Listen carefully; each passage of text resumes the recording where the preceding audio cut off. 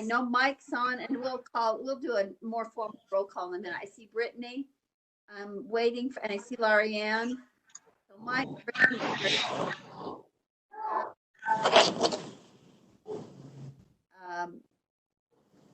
Mike, Brittany, Larianne, myself. We're missing. Oh, Cindy. Cindy, I heard your voice. Are you there? I'm here. Angie's here. No, Cindy. What about Cindy Davis? No? I thought I heard her voice. Did anybody else hear her voice? Nope. Nope. No, not seeing any helpful nods. Okay. Shall we, can you, let me send her a text. Hang on.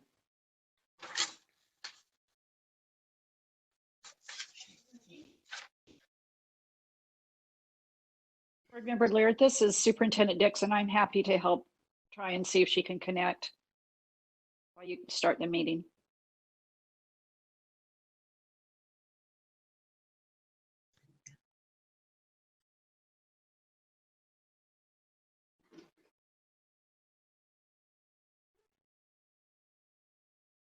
My watch is a little fast, so maybe that's why. It's only 11:32.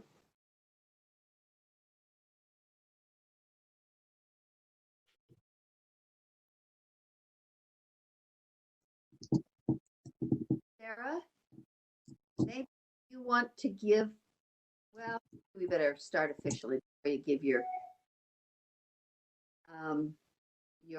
directions. Just waiting. To those of you who are waiting on the streaming, we're waiting for one more board member to see if she virtually arrives, and then we'll get started. So maybe in 2 minutes. Sounds great. And Board Member Lear, just so you know, we are streaming to YouTube right now. Oh, yes, I saw Jerry's Okay. Jerry's note, so I wanted to tell anybody who is listening why we haven't started yet. So it looks like Board Member Davis has just joined us. Okay. Then, thank you. I couldn't tell that much. There you are. Sorry, my original join meeting link wasn't working. I had to go back through the internet.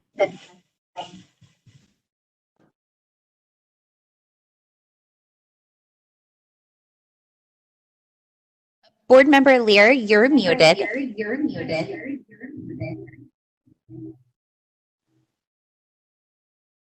Somebody's got an echo.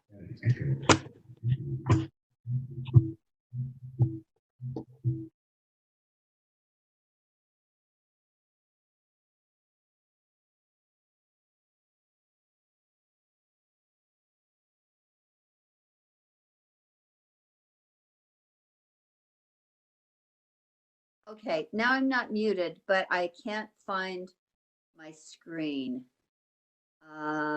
My screen disappeared, replaced itself with board docs.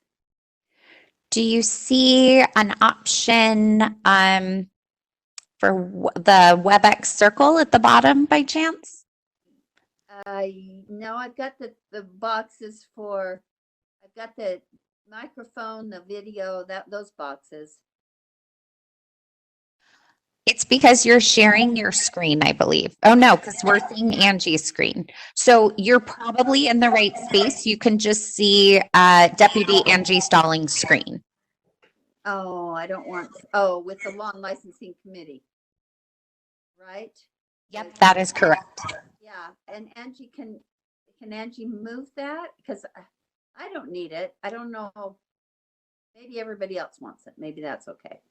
Maybe they'll just. I would like it if possible. It's kind of helpful when we're talking about a specific line of a rule, somebody puts it up on the screen. Yes.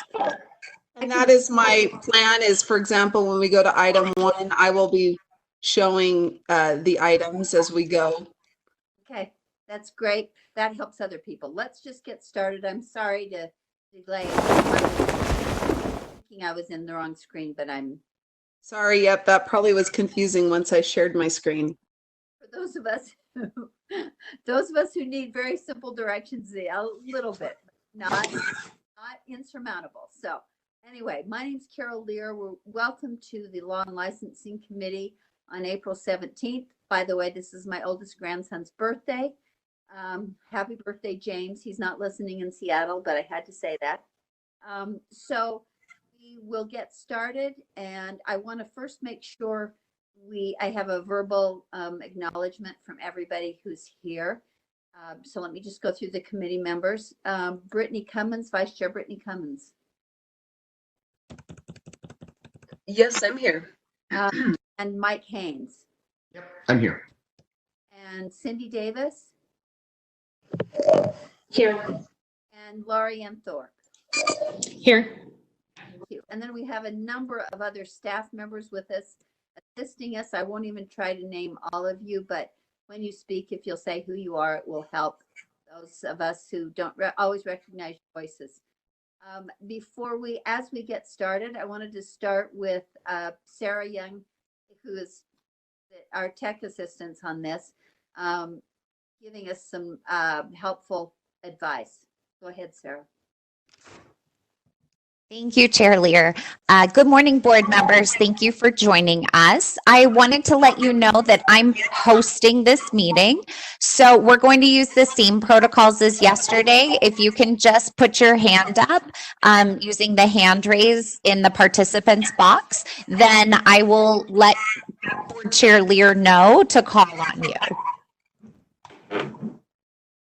Thanks. That's all we needed, Sarah. Is that right? Yep, that is it. Anybody have any questions about any of it? Okay. Well, we'll proceed then. I do. Oh, that would be Mike. Please go ahead. It's great to have Sarah on board, but is Kathy okay? Is she out ill or anything? No. Oh, no. She's here too. I'm here. She's here. Okay, good. Sarah's my handler, essentially. So Okay, great. I just want to make sure Kathy was okay. Thank you. thoughtful. Thank you. Okay, item number 1, we have an action item on a Garfield School District request for a waiver, and we have a number of folks from Garfield School District who are also participating. I'll say their names, and then if they have a spokesperson or if everybody's going to contribute, that's great too. We have from Garfield School District, Elizabeth Julian, who's the Boulder Elementary School lead teacher. We have Tracy Davis, the Garfield superintendent. We have Anna Sanders, School Community Council chair. Cheryl Cox, who's on the Garfield School District, who's a Garfield School District board member. So welcome, and thank you for doing this in a rather awkward fashion. So with that, I'll let Michelle Buse explain the waiver request, and then the Garfield folks can weigh in as. Okay, thank you, Madam Chair. Garfield School District is requesting a waiver of the 180-day school requirement for Boulder Elementary School. Boulder Elementary is located in the remote town of Boulder. It's a small school averaging fewer than 20 students per year. Being remote, families must make long drives for most of the basic daily needs, such as doctors, dentists, grocery, bank, and school. In the event a family member or staff member needs to make an appointment during the school week, they're often required to miss the majority of, or if not the entire school day, to make those trips. The remote nature also makes it somewhat difficult for them to maintain staffing for the school. They've asserted that by reducing the number of school days in the week, it would allow parents, students, and staff to schedule personal appointments on that day off, and that would reduce the number of school absences for both students and staff members. It would also reduce the number of days employees and students would have to make the often long commute to school. This would hopefully make the employment positions at the school more attractive, as well as saving money on costs of student transportation and other overhead expenses. The school has provided evidence of support from their local Board of Education, as well as results of surveys of their parents, staff, and students, which show overwhelming support of moving to the 4-day week. They would be implementing the schedule beginning with the 2020-2021 school year and scheduling the year to include a minimum of 990 hours of instruction.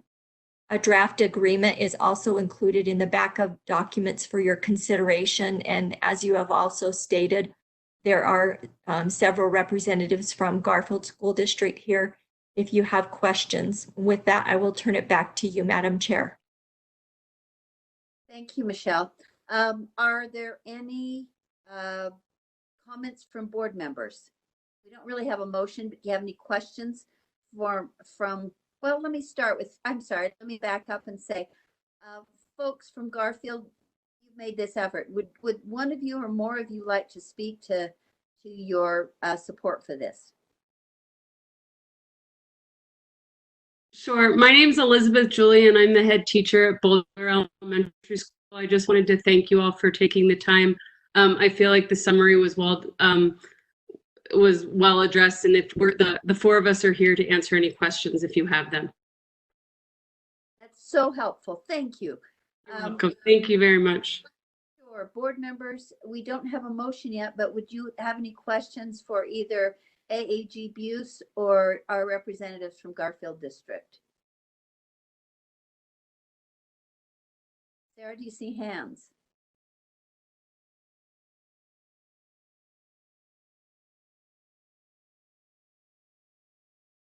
Sarah?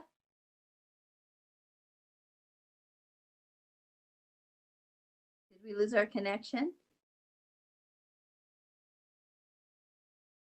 Carol, it looks like Cindy has a hand raised. Oh, I can't even see that myself. So Cindy, Board Member Davis, would you like to ask a question or make a comment? Can you hear me? Yes, perfect. Okay. Thank you. I'm just curious. I would love to hear from a representative from the school, a teacher, parent, administrator, about I'm assuming the hours are not adjusted because of this long drive, but I'm wondering if so students would essentially be having 20% less opportunity for schooling than peers in less remote geographic areas. I'm wondering if any discussions have been had as to, are there any hour extensions or online opportunities, or if there have been conversations about the time differential and how to deal with any learning gaps that could occur. And we'd love to have any one of the representatives from Garfield speak to that. We were hearing from Cindy, we were hearing from the lead teacher. So if anybody else, so she's an administrator, anybody else has a comment, please add that. Please. Yeah, so Elizabeth, this is Sarah Young with USBE. Are there additional individuals from your community who are attending as participants you want me to move up so they have audio? Yes. So Cheryl Cox, I believe, is on, and she's our school board representative. Anna Sanders is on, and she's the chair of our community council. And I believe that it was said that Superintendent Tracy Davis was on, but I'm not sure about that one. So I've gone ahead and promoted the first two to panelists. You guys should now see a microphone option at the bottom of your screen if you'd like to speak. Hello, this is Anna Sanders. I'm the chair of our community council. So what we have decided instead of cutting back, Fridays are already half days in our school district.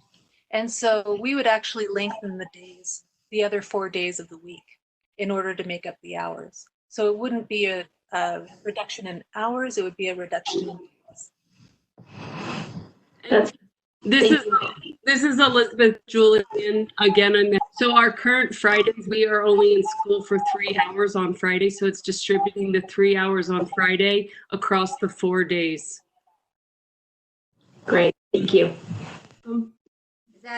Did that answer your question or your concerns, Cindy? Okay, thanks. Any other questions? We still don't have a motion, but are there any other informational questions or desire for further discussion? Or we have a motion? Or a motion's in order? I can do it. I do see a hand from Board Member Davis. Cindy? again? Let's see. I'm going to make a motion here. I move that we forward a recommendation to the board to approve the request from Garfield School District for continuation of a waiver from the 180-day requirement in R277-419-4 for Boulder Elementary. Okay, let me repeat the motion. It is to continue the waiver for the 4-day week for Boulder Elementary as a request from Garfield School District. That's the motion. Committee member, any discussion to that motion by board members? Committee members? Cindy or Sarah? Hands?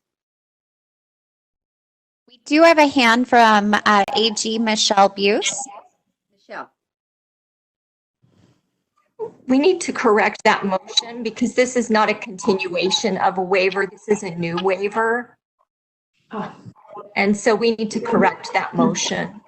So it would be granting a waiver. Right, but let me say that again then. So the motion is that a waiver will be granted upon the Garfield School District request for a 4-day week that would still meet the 990-hour requirement, but no longer meet the day requirement. That's the motion, if that's okay with you, Cindy. Chair, do you want me to read it as it's written? Because it's not a waiver from a 4-day week. It's a waiver from the 180-day requirement. I'm not, it's my, let me go to that. Sure.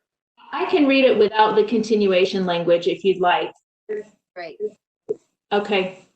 I recommend that the committee forward a recommendation to the board to approve the request from Garfield School District for a waiver from the 180-day requirement in R277-419-4 for Boulder Elementary. That is great. I am looking for on my agenda, and this is maybe an Angie question.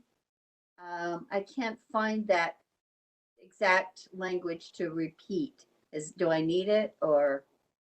Yeah, so you just read what's there under recommended action, but just don't state continuation of. So you'd say that the Law and Licensing Committee recommends that the board approve the request from Garfield School District for a waiver from the 180-day requirement in R277-419-4 for Boulder Elementary. Not finding out. Is that in the memo? Is it in the waiver data? Where Is in the agenda memo. It's also on the screen right here. I don't know if you can see it. that is, yes, I can. So to repeat the motion, Member Davis makes a motion that the committee forwards that the board approves Garfield School District to have a waiver from the 180-day requirement in R277-419-4 for Boulder. So that's the motion. Do you have any additional questions by any board or anyone else?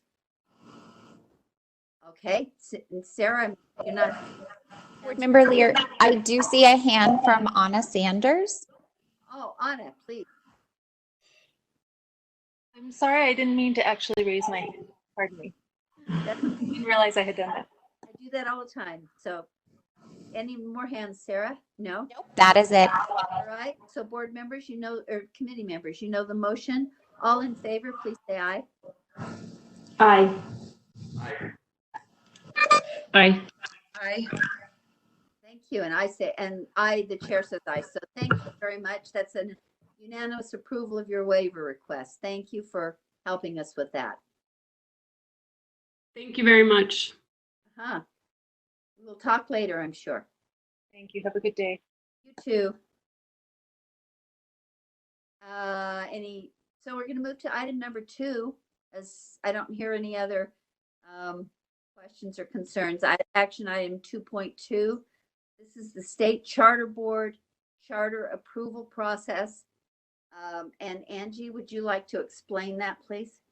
Yes, I'll just introduce by setting the background for what the committee will be discussing and approving today. So Utah Code Section 53D-G-5-205 requires the board to establish minimum standards for an authorizer to include in their application process.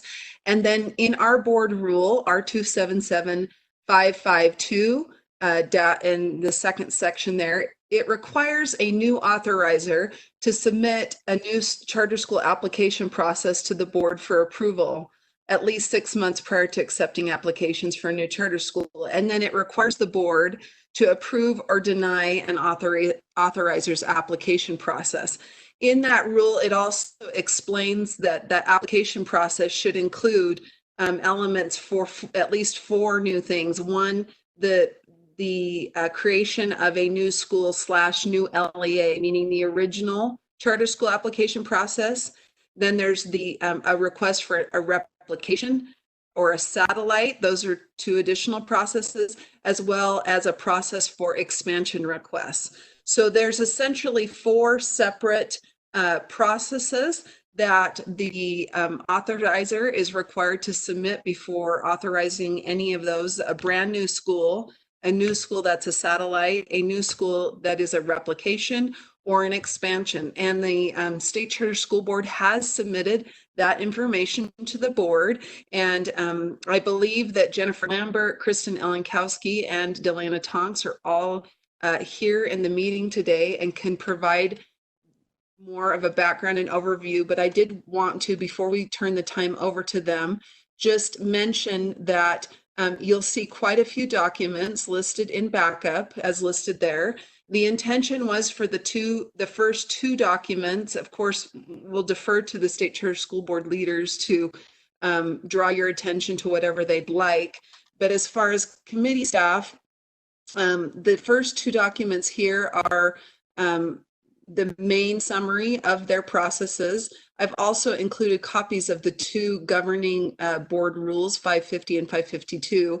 And then the remaining backup documents that you see there are all include further background and information on their processes. So that's just the basic background I wanted to provide as committee staff, and then turn it back to you, Chair, Committee Chair Lear, to go ahead and turn the time to Ms. Lambert and the State Charter School Board leaders. And if you don't mind, if Jennifer and or the other charter school leadership that's there, if you want to add anything, but I think probably the board members, the committee members will just have questions that might be more helpful. But Jennifer, if you'd want to start, if you have anything to add to Angie's introduction, that would be helpful. And also, Chair, and Jennifer and others, let me know if there are any documents you would like me to project, Jennifer, as you or Kristen or Delana are speaking. I'll be happy to show anything you'd like. Thank you. Jennifer, you're up. Sure. Jennifer Lambert, Executive Director for the State Charter School Board. Angie well laid that out of the statute and the board rule. I also want to bring your attention, because you will see some documents in there about our oversight model. And under your the board rule R277553-31B also requires an authorizer to submit their remediation policy. And so that's why you see some of those, the oversight model and some of those things as well. That's why we submitted it. And I also want to note, I think we get the award for the most documents for an agenda item. So I apologize about that. But we weren't quite sure on what to provide you of what would be the most helpful, because it is quite detailed and it might be easier to answer the questions. I do want to just briefly state that we did first send this process. We first sent the process just for new schools on January 8th, 2019. We received some feedback from Associate Superintendent Voorhees. We made some changes, then we resubmitted the new school process as well as all the other processes for expansions, replication, satellites and oversight on March 19th, 2019. In August, we did approve one expansion request, and we heard new school proposals. In January, we heard the new school applications and also satellite and replications, which you discussed those in yesterday's meeting. Thank you. Kristen or Delana, do you have anything to add?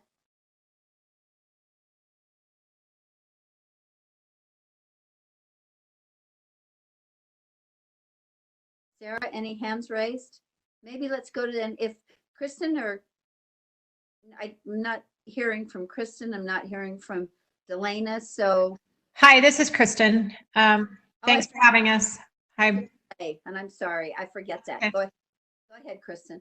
I have nothing to add. I think Jennifer covered it well, and Angie. So I'm here to answer questions if you need them, but just supportive of our process and happy to answer any questions.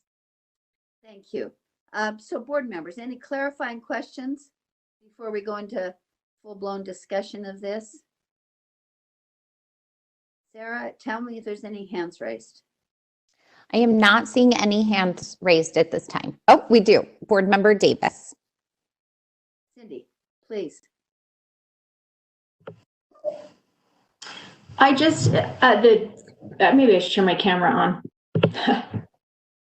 Okay. At the beginning of this whole conversation, I just want to make note that I think there's been a little bit of back and forthing in the process, and I apologize if there is information that we have had that we have not vetted.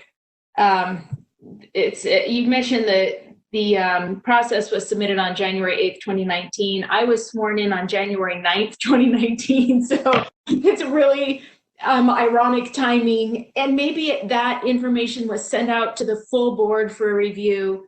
If it was, I don't think it was, but if it was, somehow I missed it, and I may have been in deer in the headlights at the time. But just wanted from the outset, I guess, just apologize for some of the back and forth, and we may need to look at some of our board rule as we then look at the process and whatnot.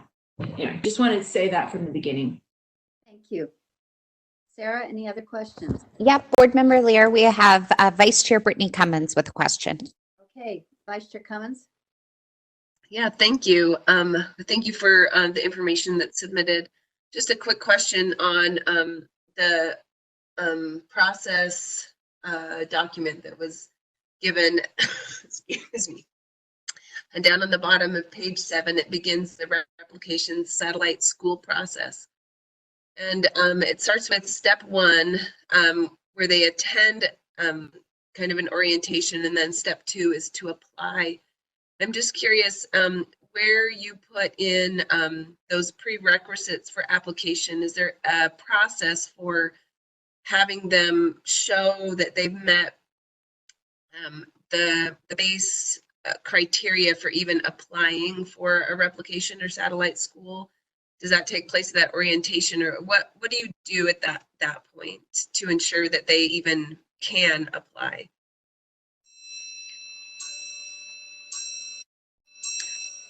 I guess that's a question, Jennifer, for you or for Kristen, whomever. I can answer that. This is Jennifer. I thank you for the question. And this is something, because if you look in Board Rule R277552, let me pull it up, 6.1, it says, two, existing charter school may submit a request to the charter school's authorizer for replication or satellite charter school. And being one of those that did contribute feedback on this rule and provide, help draft it, I think we did not intend what that consequence was, because that decision is on whether or not a school can even submit the application, can even be heard or considered by the state charter school board. So what it requires is for staff to make a very big and important decision on behalf of board, to deny someone even to be heard. And so given that, and given the deference that we prefer that schools be able to be heard by the board and at least allowed to be able to present their case, we would look at those, and if there was a judgment call where there could be a reasonable argument to that a school did make that, then we gave deference to that. We had to have clear evidence to not accept an application and not allow them to make case before the state charter school board. Then for approval, if you look on under number 3, it lists 3 things that it must be considered for approval. We actually went beyond that. We added back in all those things that are listed under 2 and provided deeper information on those that could be considered for approval. And then the board could take all of that information, and then they were able to listen to the school's presentation, receive information from the school, and then also interview the schools to be able to resolve any deficiencies or any concerns that they may have from the information. Did that answer your question, or was that too verbose? No, can I ask a follow-up, Chair Lear? Please. Okay. Thank you. No, that does answer my question. And I'm just curious if you've considered some of the problems that might happen if you kind of muddle those 2 pieces and allow a charter to apply if they may not qualify. Does it give them a false sense of hope that their application could go forward? Or is there maybe, have you considered an appeals process if they feel like the staff didn't consider all the evidence that they could appeal it to the state charter school board? But anyways, I'm just curious if you've thought about other ways to separate those 2 steps rather than just moving right into the apply, even for charter schools who may not actually qualify to apply for. So what you would be talking about, I would imagine, would be something similar to almost like a proposal process, where they would have to first propose and then they could appeal, and then they would be heard. What we did is we kind of shortened that. So I would take, for example, and this was one of the more difficult ones, D, under 2D, says the charter school has adequate qualified administrators and staff to meet the needs of the proposed student population and replication or satellite charter school. That is, that requires quite a bit of a judgment call that as staff, we felt is better that we have a low bar for application, but then we provide fuller information to the board when they are making considerations of whether or not to approve. And so we did somewhat split apart the process by providing that information also at the approval stage. One more follow-up, Chair. Sure, please. Okay. Just curious if the state charter school board has established any criteria for those requirements, because they are so there's a judgment call. Have there been any conversations about criteria establishment? It's easy for a charter school who might want to look into this process to know to do self-evaluation first and then know if they're ready to apply. No, we have not. That is a good idea. Sort of a thank you. Is that all? Is that good for now, Brittany? Yes, thanks. Thank you. And I had a couple of comments that could be before the motion I have or after the motion, but let me just go ahead more as a comment generally, and that is that the process you just described, Jennifer, that would fit probably between your steps 2 and 3, I think 3 and 4 on your replication satellite process. If those were spelled out in that process rather than just maybe understood by your charter board members, I think it would be that would be helpful information for both the applicants and certainly for the state board that is evaluating your process, rather than the very abbreviated process you have, to have what the charter board does between steps 2 and 3, I think you were explaining, would have been really helpful. And that kind of brings me back around to the contrast between what you have laid out for the new school process, which I think is excellent. I still, as my motion will say, I still think it needs a little more formatting refinement, but I think laying out in not overly lengthy, but a lot clearer language for your initial approval process was extremely helpful for me. I especially like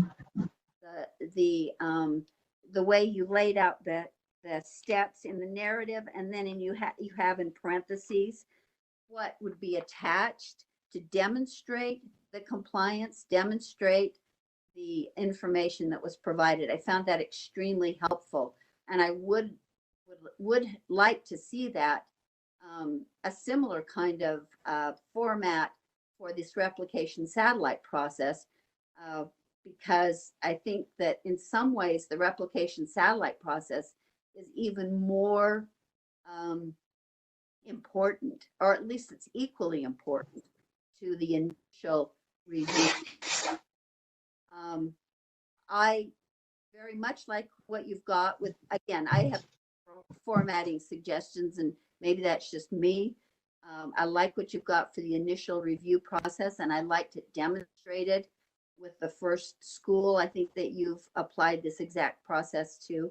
That was really helpful, but I don't see that same level of explanation in the replication satellite process, which leaves me concerned that I don't have any verification, or I don't have any detail that gives me as a board member satisfaction that you've actually gone through some of the processes that you explained verbally to us just now. So that was my sort of reaction to the document, that particular document that you provided. Board Member Davis has a question. Please, Cindy, please. Just a question, kind of going back to both of the board members who've expressed some comments. If there were to be criteria, or to use Cindy Phillips' word from another conversation another day, metrics, that maybe are a little more objective. For example, like, what is adequate staff? What does that look like quantitatively? Or is it just so subjective because it's different for every single school, depending on different factors? What metrics constitute financial or academic viability? And legal compliance is a little more black and white, but what percentage of money is being used for capital versus, I don't know, would those metrics, if there were criteria looked at or included in the process, would those come from the state charter school board, or would those come from board rule? And I know we've had conversations that it may be helpful to have some pieces added in board rule that add a little bit more objective criteria. So I guess this is a larger question for anyone and everyone who's on this call who would be the most equipped to answer that question.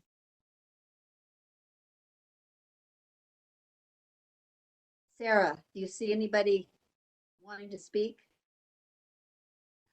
No, just the hand raised from Board Member Davis. Back off. Okay. Do you have any response to that, Jennifer? Would you be a good person, or maybe Kristen? Chair Lear, I can make a comment. This is Angie Stallings. Just that we have, as staff, we are planning, apologies, let me turn on my video, sorry. Just so you know that as staff, we are working on taking a look at R277552 as well as 550 to see if there are any updates or recommendations that we have to bring to the Law and Licensing Committee either in May or June. And I've also sent an email to Jennifer Lambert, and which extends to, of course, their full board, to give us recommendations and requests for clarification. So we'd be happy as staff to work with Jennifer and State Charter School Board members on potential amendments to the board rules. Thank you, Angie. Well, rather than, I'm not trying to belabor this, I'd like to make a motion that is posted on board docs now, and I will read it, and if there are other, if there's more discussion to this, I'm with that. But I would like to move that the committee approve the State Charter School Board's new. Sorry, Board Member Lear, before you move on that motion, I apologize, but as I was listening to the discussion, Jennifer reminded me that they submitted their process for remediation to us and would like that to be approved. And so I amended the motion just a bit, your motion, and I apologize. I could send that to you quickly, but I added a new 3 that clarifies that potentially you may want to approve their process, their remediation process in accordance with 553 as well. So you could either make the original motion, or if you'd like to use this amended motion, it would also approve their remediation process. Is that, did you email it to me? Yes, I will email it to you right now. Angie, did you email that to me? Yes, and I didn't, because I was did not. working on it right when Board Member Davis asked her question. So let me send that to you right now, and I will send it to Kathy and Sarah as well. Have we, and my concern about that is, I didn't recall that it was posted. I don't recall seeing the remediation process. Did I just miss that? Have we had it? So actually, as I look at the rule, it doesn't necessarily say that you have to approve it. So maybe the motion is unnecessary. The rule, let me pull the rule over so you can see it. The rule simply states that an authorizer shall submit a copy of their remediation policy to the board for approval, well, along with their policies for approving new charter schools, which is what they've done. And it doesn't really talk about approving and denying as much as it says submitting, but if we wanted to just cover our bases, you could add the fact and acknowledge the fact that we received their remediation policy. Okay. That was the only thing I was, the amended motion would do. So I apologize for that last minute. We have a hand from Executive Director Lambert. I can, and I would add that to the motion. Thank you. Sarah, Jennifer, speak, please. I just do want to point out which documents are referring to the remediation policy under board documents. You have, I think it's like what, the 5th or 6th down, SCSB oversight model that gives it's a Word document. If I remember right, it's about 4 pages.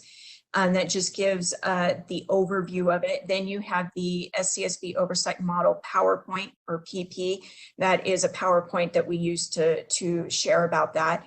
Then you have the SCSB CSAF March 2018, which it gets you a little more into the weeds. Then the SCSB CSAF detail, which is even further in the weeds. Then the SCSB annual review FAQs, which talks about the review that we do annually as required in board rule, and I think also statute. SCSB 5-year review form, the SCSB 5-year review calendar. Those deal with the more comprehensive reviews that are also required in rule and statute that have to be done at least once every 5 years. Okay, so I guess my no pun intended oversight was that I didn't realize that the oversight documents, I couldn't quite figure out the purpose of those, but now I'm understanding the purpose of those was to show us, was to demonstrate to the board that you do have a remediation process in place. So is that accurate, Jennifer? That is. Okay. Now let's back up and try this motion again with that information in mind. So I move that the committee approve the state charter school board's new. Sorry, one moment. I'm sorry to interrupt. We have a hand from Vice Chair Cummins. Okay, Brittany, please. Sorry. Just a real question on the oversight model, if that's okay, before we motion. Absolutely, please. Okay. Sorry, my computer is a little bit slow today, so I'm having a hard time pulling up all the documentation. So I apologize if questions answered in somewhere that I missed. But just curious if the oversight model has any emphasis on early progress, really looking at closely at charter schools in their first couple of years and making sure that they're doing okay and aren't setting themselves up for failure in the next couple of years. Jennifer, would you like to respond to that? Sure, I'd be happy to. We absolutely do. So in the first year, we actually, and we kind of consider this part of the new school process. So the new school process bleeds into the remediation or the oversight process, where we are, before they operate, I believe we are visiting with them every other month. So that could be every month, but we visit with them every other month. We have a long checklist of the things that they need to be accomplishing before they start. Then in the first year, we're not meeting with them as often because we don't want to overwhelm them, but we're still keeping very close contact with them. We do kind of a light review of the comprehensive review, and then we do a full-blown comprehensive review in their second year. And so we don't wait for 5 years before we do that first comprehensive review. We do that much sooner, and then we do it again on their 5th year.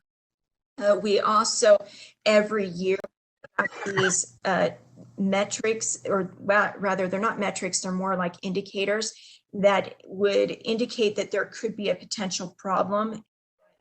May say that we need to look even further into something. And so that would give us a potential warning sign that would happen every year.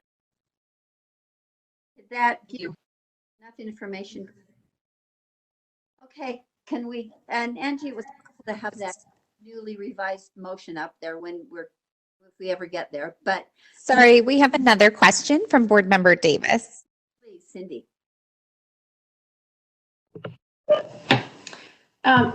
Just a quick question. On any of those indicators, I'm trying to remember through my reading, do any of those pieces include any of the information that has come out of, is it HB 242, what came out of the Charter Task Force?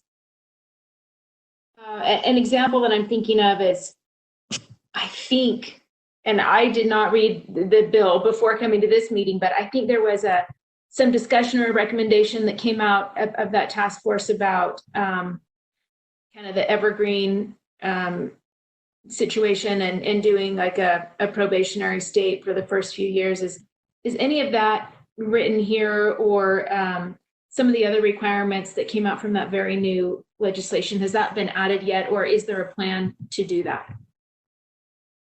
Jennifer, would you like to respond? Sure. Because those are so new and that we just submitted these, a little over a year ago, they do not contain those things. But I can tell you that we are right now reviewing these to see what, if anything, does need to be changed. I would anticipate when you talk about the Evergreen, that kind of, I don't know what we're going to call it, but the first contract before it becomes the Evergreen, that would probably be a different process, but it would probably be folded into that first comprehensive review that we do. And we would do something similar to that. So I don't know if we need to make a lot of major changes given the new legislation, but we're looking at that right now. Thank you, Cindy. Did that? Can I ask a follow-up? Please.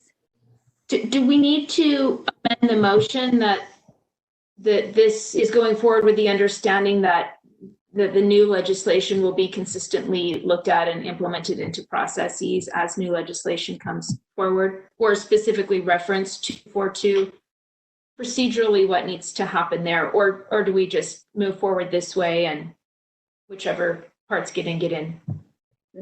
That's a good question. That might be an Angie question. I guess let me just add my 2 cents, which I think that we assume that the charter board, its processes, including this one, would always respond to whatever new legislation there is. This sort of our approval or our acknowledgement of the remediation process would make that assumption. Angie, do you have anything more to add? I was just going to maybe suggest that we could amend this subsection 1 portion of the motion and say, because you can see already that part of your proposed motion, board member Lear, was to approve their process for the new school, new LEA, their original or initial process. And you had kind of a condition there about updating the documents. So what we could do is add a second condition that the state charter school board update the process in accordance with ongoing legislation. Yeah. Board Member Lear, we have hands from Vice Chair Cummins, Board Member Davis, as well as Director Lambert. Okay, so hang on one, I'm writing this down, and that it would be that simple, I guess, Angie, consistent with or new legislation as it comes along. That's what you think, Angie? Yes, sorry, I'm just drafting it right now to see if you approve. I can ad-lib that, but let's hear from Cummins. Vice Chair, would you like to add something? Well, it's more of a question. The assumption that we're supposed to approve a process, if it's amended at any point, does that mean it needs to be resubmitted for approval? And so we just assume that once they update the process, they'd bring it back and we could approve it at that point. That's a good point. I like that idea, and so that maybe suggests that we wouldn't need to put language in there, that we would just expect that when there's an update, the board, it would be submitted to the board again. And of course, understand that there's going to be between a very minor and more significant change. So I think I would keep the motion without that prospective kind of language, Angie, rather than. That's fine. Anticipate that. Cindy Davis, did you have a question? I'm wondering, Chair, if we have an opportunity to hear from our state charter board leadership. I mean, we don't get them often. And while we have them here, if they don't have anything to add, that's fine. But I certainly would hate to start talking and moving on motions before we've had an opportunity to hear from them if they have any thoughts or input for us at this point. Good point. Do you have anything to add? I'm assuming you mean, Cindy, and when you say the leadership of the board, I'm assuming you mean Kristen, Chair Ellen Caskey, or Vice Chair Tonks. Either of you have any to the discussion that's not specific to the motion that we haven't really made yet, but do you have anything to add? Yeah, can you hear me? This is Chair Ellen Caskey. Perfectly. Yes. Just wanted to say that thank you for looking through this and for your consideration. We feel we're really happy with the work our staff did on preparing all of these documents and with the process. And we feel like we have really, over the 8 years that I've been on the state charter school board, really improved our process and our approval process and our satellite process. Really comfortable with both of them and really happy with the work that staff's done on them. I know that there's been some talk about our satellite approval process. We're happy to look at that again if you'd like us to, but I really feel confident that we did the right thing. And I'd like to see that our schools are held harmless that have already been approved from our end. And we're happy to relook at it if you'd like us to. But again, I feel really happy with the work that our staff's done and in our approval process and in our satellite process. And, just want to add that we did, this was sent over a year ago. And so, it's would have maybe been nice to have this conversation sooner. But it is what it is. So thank you for your consideration and happy to answer any other questions. Thank you. We can always all do better. So thank you. Does that give you enough information, Cindy?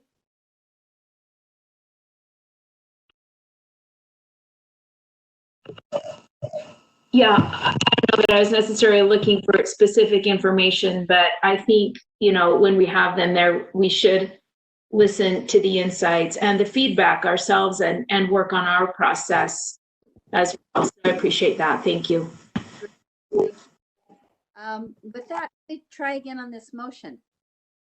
So my motion would be that in consistent with R277-552, the committee recommends that the board approve the state SCSB new school, new LEA process with the condition that the SCSB update the process document for consistency in formatting and readability, including aligning the narrative and language in other portions of the process document to explain the abbreviated steps and provide the detail that exists in the narrative. And the second part of the motion would be that the committee denies the SCSB's processes for new schools that are satellites or replication schools and for expansion requests, and request that those processes provide evidence that demonstrates the requesting charter school satisfies federal and state law regulations and board rule as required in subsection R277-552 parentheses 2. And then the final piece would be consistent with R277-553. The committee would acknowledge, I'm using the word loosely, or approve and approve, let's say, for consistency's sake, the state charter school board's remediation process and recommend that the board approve the state charter school board's remediation process.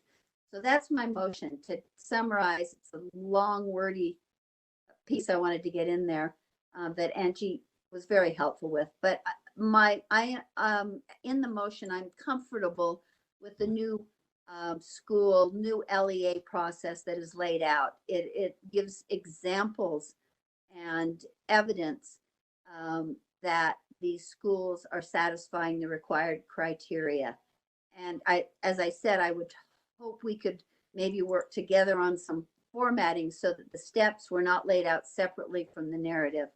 And then the second piece, I'm not so comfortable still with the satellites replication process, acknowledging Kristen's point that this has been a long time in development and getting to the right space, to use the current terminology, that we all want to be in having enough information to feel comfortable that these replication satellite schools are in compliance with laws, that they're in compliance with requirements for all public schools, and that is provided to the state board so that we have the same assurance that you have. And then the third piece of this is that we would also acknowledge that you've given us the remediation process and also called oversight that you've laid out in these documents. So that's my motion. I know I've stated it in two different ways, but I think I've made myself clear. Do we have any comments or board member comments to that motion? We have hands raised from board member Davis as well as director Lambert. Okay, let's hear from the board member and we'll come back to you, Jennifer. So Cindy wants. So I heard discussion of two different things. I heard discussion of approving the remediation process, and I just heard discussion of acknowledging the receipt of remediation process. So I'm wondering Which is it, and does that need to be clarified in the motion? That's, Because we were prepping for this meeting, I think we were kind of told that we were going to be hitting the process, the replication and new school process more so than the remediation. And if and I didn't studied more thoroughly than I did, I would just take your opinion and run with it and go. didn't study it very carefully either. I was more going with the quick review that we had from Director Lambert. It looked more thorough to me than the other two that I'm concerned about. And so that's why, and I don't think as Director Lambert read that from the state law that we were not looking at the rule. I'm not sure which. It was rather the board's acknowledgement of the charter board's oversight process rather than our approval. That's why I hedged with both of them on the motion. Angie may want to check the exact language in the statute, but I am willing to go, and you're free also to amend the motion, Cindy. I acknowledge that we didn't talk much, and we have not had very thorough remediation. So if you don't feel comfortable with that. Can I ask a follow-up? Yes, please. Can I, Chair, would it be appropriate to see if there are board members who have read the remediation section pretty carefully other than a cursory read? Sure. Yeah. I feel comfortable actually kind of with what I've heard from Jennifer, but I feel less prepared on that issue. And actually, Angie's provided us the language in R2775553.3 that says the authorizer shall develop a written policy documenting the process for remediation. An authorizer shall submit a copy of the remediation policy to the board for approval, along with the policy. We've got some pronoun problems in there for approving new charters under section R277-552-3, notwithstanding subsection B, each authorizer shall submit a remediation policy to the board for approval by January 1, 2020. So it is an approval process. Committee chair, we have 4 hands. Well then, let's start. So first, Jennifer was in the queue. Let's Jennifer, and then we'll go to the rest of those hands. Thank you. I appreciate the opportunity. There's been a couple of things that I just want to echo and maybe to answer, and I'm open to answering other questions as well. One thing that was brought up is about if things change and we need to change our process, whether or not we need to bring that. And we're happy to bring it back to you. But I do want to point out this process has been somewhat difficult and frustrating. And if we have to keep going through the same process every time, it probably would be a very large disincentive for us to change or make any adjustments. What we like to do is, in fact, often we will look at data, we'll review what are the outcomes of our processes and are there any areas that need to change, and we make adjustments as necessary. But I would appreciate if there was a process or a format in which you want these things submitted, that would definitely incentivize us to be willing to improve our processes as we need to. Also, the answers, questions about the oversight model, I apologize you feel that this is a little bit of a surprise. Perhaps a very brief overall graphic on that is in the SCSB oversight model. In page 2, you will see a triangle, and that gives you a visual. Sorry, I'm trying to find it. So it's that, go up one. Oh, shoot. That was the PowerPoint that you opened. This one? That's the part, it is on there. So, but it's, I don't know which page it is. Well, if you want me, sorry, Jennifer, tell me again which one you'd like. Is it this one? Yes. Okay. Sorry, I had that open and I second guessed myself. And this document has had a really hard time opening. Every time I've tried to open it, it It is takes me a probably couple because times. of the graphic along with, but the PowerPoint that you had up also does have it on there as well. So if you go to the second page, Of this one, yes. and let me, and is that what you're looking for right there? Correct. That gives you a visual of the overall model of it. And if on the very bottom level on it, it says the Charter School Accountability Framework, which stands, we call it CSAF, that is applied to all schools. And that's where you have the annual reviews as well as the comprehensive reviews.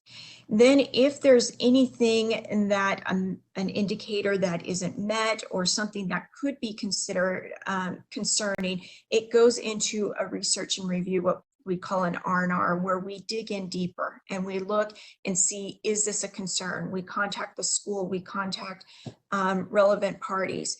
If we find that there is a concern, then it moves up into one of the other areas of remediation, depending upon the severity and the need. And you have notice of concern, you have warning, and you have probation. And probation by board rule, we can only have them on for 1 year, and then we have a possibility for a 1 6-month extension on that. If in those actions, the schools are given terms that they have to meet, and if they successfully meet those, then they are removed off of the remediation status. If they fail to meet it, they could either be kept on that remediation status or actually move to a more severe remediation status. And then at the top is closure. So that is a very high level, but it maybe gives you kind of a feel of what it looks like. Let's hear what the other board members have to say or ask. Thank you for that. Excellent. Thank you for quickly bringing it up. Sarah, who else? We have Vice Chair Cummins next. Vice Chair Cummins, please. Yeah, thank you. I have just two things. One is about the process and my thoughts on why I think we would all benefit from the concept of resubmitting any amendments. I believe the intent of that legislation, I can't ever remember the numbers of them, but the separated the State Board of Education from individual charter applications was meant to put the accountability between the State Board and individual authorizers, not individual schools. And so I think we would all benefit if we really make sure we all understand this process so that we can have that conversation in the best possible way. And I agree, I don't know if it's best in board rule, but really establishing what that submittal looks like, to who it should be submitted, and et cetera. So making sure that our understanding of what a submit looks like is very clear so that we don't get into the same problem that we're this time. And so that's, I think that this concept of process would be very important to really hone in on so that we as a state board can stay in our lane and work through processes with our and not get caught up in what Chair Ellen Kowski mentioned earlier, you know, making sure that schools don't get caught in the middle of This kind of some of these things. And then I just want to speak for the oversight model. I did have a chance to look at it, and I like it. So I would speak in favor of continuing forward with the approval of in that motion. So thank you. That's very helpful. Next person, Sarah. We do not have any more hands currently. Great. So with that in mind, with those comments in mind, I'm wondering if I need to take one more stab at this motion that would then, because as a maker of the motion, I agree with Brittany that I would like to have changes to the process resubmitted to the board.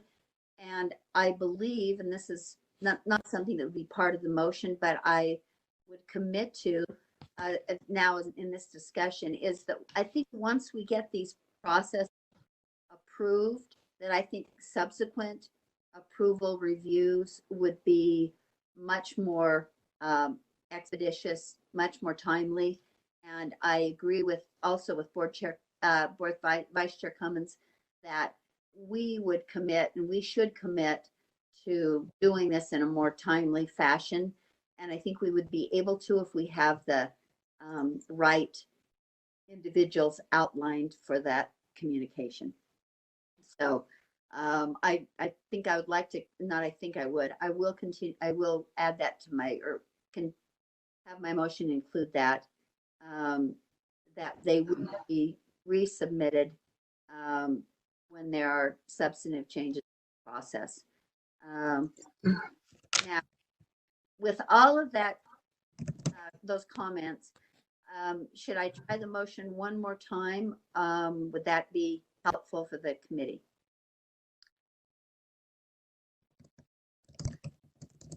Chair.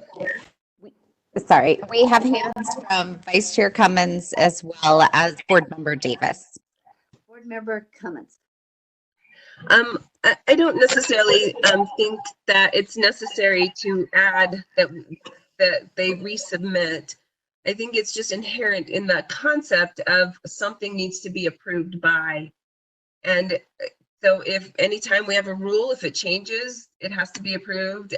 Anytime we change anything that has to have approval, it automatically comes to the board, the approving body, based on amendments that were made. And so I don't want to make it sound like this is something in addition to what we're looking at, because I think it's just inherent in the idea that if it has to be approved for, if it has to be submitted for approval, then obviously a process would have to be resubmitted if there were significant amendments. I don't want them to feel like, because I know on item 1, there's some conditions of formatting, etc. And I don't want them to feel like they have to resubmit once those formatting changes have been made. I think those are very unsubstantial. And so I just want to make sure that we're clear that I just think that anytime there's an approving body, anytime something changes, that approving body needs to approve changes, right? It just, to me, that, okay. As long as we have a common understanding of that, Jennifer, do we have a common understanding of that?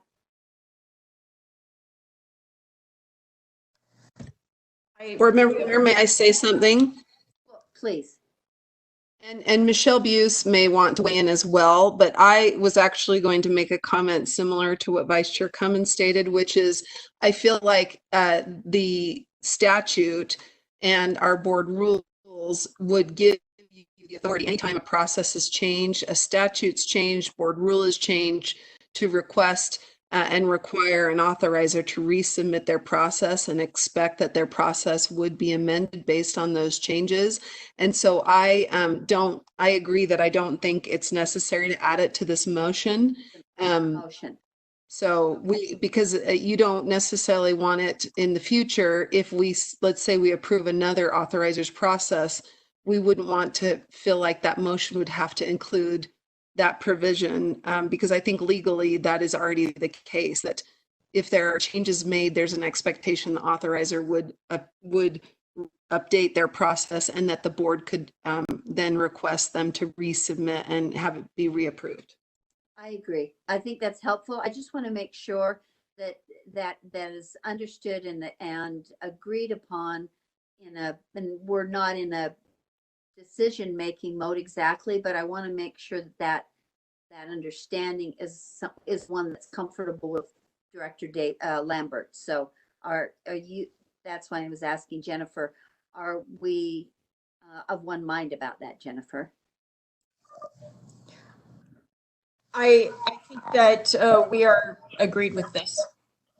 But I think that it would be nice to know how substantive, if there's a bar, like if we're making, we found that there was a misspelling in a word, I would assume you do not need to see that.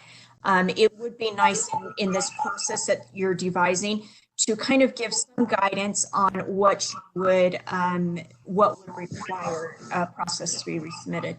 And I feel like if we board out, if we have a clear submission or communication, I hate to keep using process, but if we have a better communication back and forth, that once that's in place, that whoever's the liaison or the communication person with the state board will be able to help you. The rule writing manual can also give you some direction about what's substantive and what's non-substantive. That would be a good place to look for direction, because I'm not sure we can spell it out in exact detail. But I think establishing a good process and a communication individuals would help also.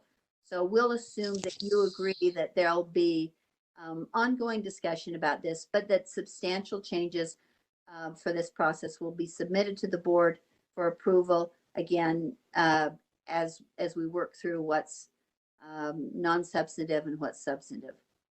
We have a hand from Deputy Stallings. Oh, I apologize. I had that hand up when I made the comment before that I just made about not needing to amend. So its hand is down. Perfect. Cindy, I thought Cindy Davis still had a comment. Did you let that go? Cindy?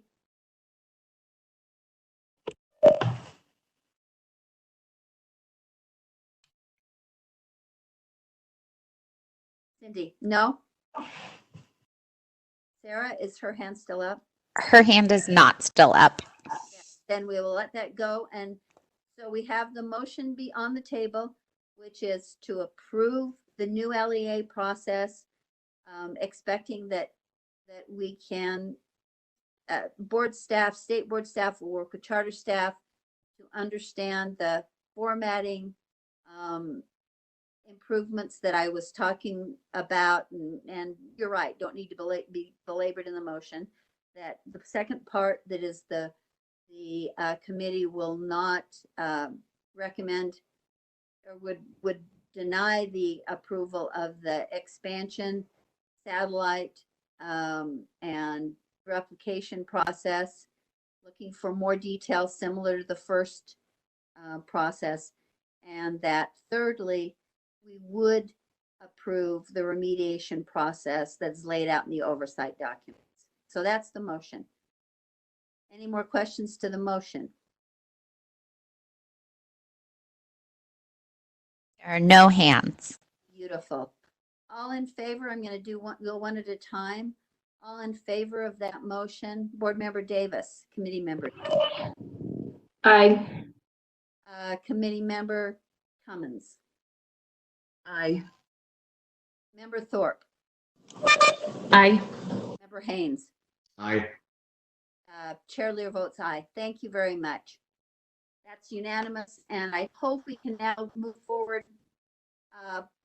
cooperatively, collaboratively to provide this these processes the way that we've discussed so helpfully today.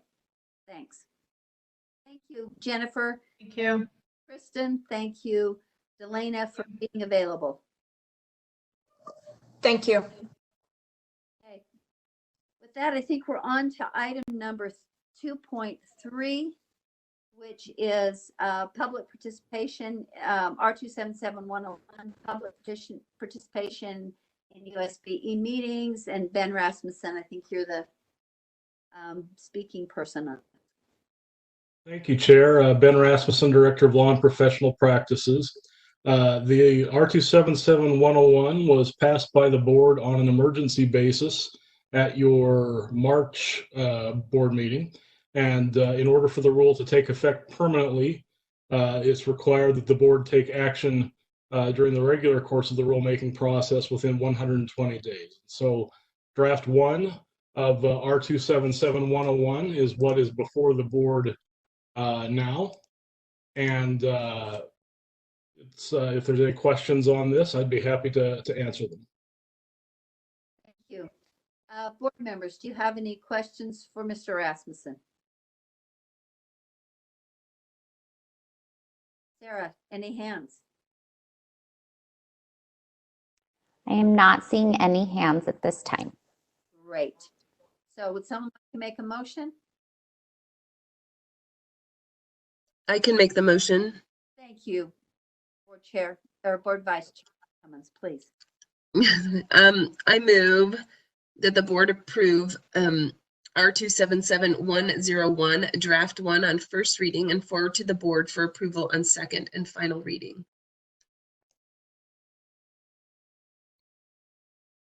Thank you. The motion is that the committee approve R277-101 draft 1 on first reading and forward to the board for approval on second and final reading. All in favor of that motion, Chair Brittany. Thank you. I'm an aye. And Davis. Aye. Member Haynes. Aye. Member Thorpe. Aye. Thank you, and Chair votes aye. Thank you very much, Ben. Item 2.4 is an action item R277-301, Education Licensing Amendment. And again, Mr. Rasmussen and Jennifer Thronson will speak to this. So please. Thank you, Chair. So R277301 is the initial rule that was adopted during the redo of the licensing process. We promised the committee that after the initial rules were done, we would be coming back with changes recommended as we started to learn how things were going to go. And so this is part of that process. Just before I turn it over to Jennifer, just for the committee's information, we're dealing with draft 2. That's the current draft that you should be referring to. And then I'll turn it over to Director Thronson to highlight the changes that have been made in this draft. Thank you. Jennifer. Good morning. This is Jennifer Thronson, Director of Teaching and Learning. And for this particular rule, there are some significant changes to be aware of, more than most of the rules we'll cover today. So this one will probably be a little more detail oriented than some of the others. So I'm just going to hit the highlights through this particular one. And then if there are questions, be happy to field those as necessary. So the first one, this is one of the biggest changes in this particular rule is around changing the 2 years to complete an associate educator and move to a professional and changing that to 3 years. And specifically, you might be like, well, we landed on 2, but this one really came from the field as we've gotten to the point of implementation starting July 1 of this coming year. They are feeling a little bit that 2 years is too short of time to really be able to enact both the pedagogical and especially the content requirements. And so as we start to look at the content requirements and make refinements, they may feel better, but at this time, doing 30 credits as well as being a new teacher and the pedagogical requirements and getting all that done within the first 2 years seems a bigger issue than we would like to make it. And so the request from the field has been to amend this to be from 2 years to 3 years. So just kind of keep that in mind. I'll turn on my video. Just, yeah, go ahead. Sorry to interrupt. We've got a delay here, so I'm sort of speaking over you, and I'm sorry. I apologize. When you mentioned the areas or the points you're making, will you tell us the line numbers so that we can look at those lines with you when you're looking at? Sure. I will have that on the screen, by the way, Chair Lear. It's starts by 98. I appreciate that. And I actually don't have the rule open. So Ben, if you will help me out, and I did my notes in order of the rule, so we'll just kind of scan down. So this is line 104, where it changed it from the individual has less than 3 years of experience.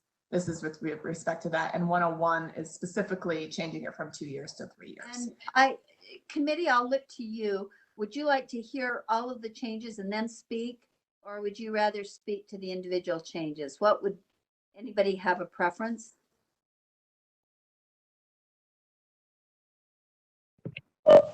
Let's hear all of the changes. Thank you, Cindy. Okay, keep going, Jennifer. Okay, and so if we scroll down, the next piece is around the flexibility related to right there on line 128.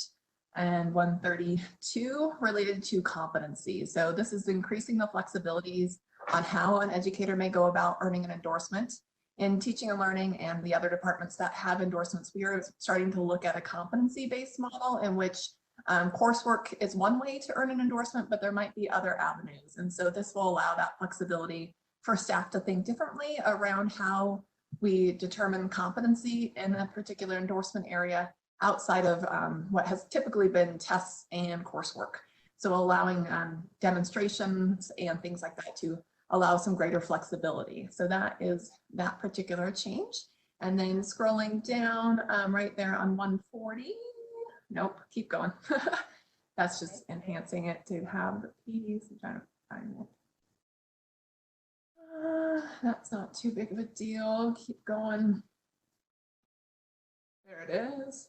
As per HB 114, we are now asking our teacher education candidates to pass a Foundations of Literacy, kind of the science of reading assessment. And so that has been added here on lines 183 to 184. It's specifically for elementary, early childhood, and special education candidates.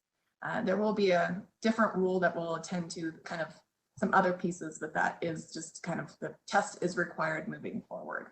A quick question on that, Jennifer. I heard Cindy about waiting till the end, but this completion of a literacy preparation assessment, if a student's in a prospective teacher's in a regular preparation program through a university, would that be provided as part of that program? Yeah, so what the bill does is it provides us a one-time payment to allow them to take the test on the state's dollar. And so the first time, whether they're in a traditional program or an alternate route, they have to pass the assessment. Okay. That kind of thing. So it is paid for their first attempt. But not necessarily part of a university program. Most of them, so we have, it's going to not implement until fall of 2021. So next year, we're anticipating a few of the universities to pilot the program, and they're all anticipating weaving this into their teacher preparation program. I've worked with all the deans on the bill, and they're supportive. So continue, please. The next piece is proposing a reduction in the number of years of experience. So this is particularly for out-of-state educators. So as we kind of came to, we now require a pedagogical performance for our in-state teachers. It's difficult as we get teachers coming from out-of-state to do that pedagogical assessment.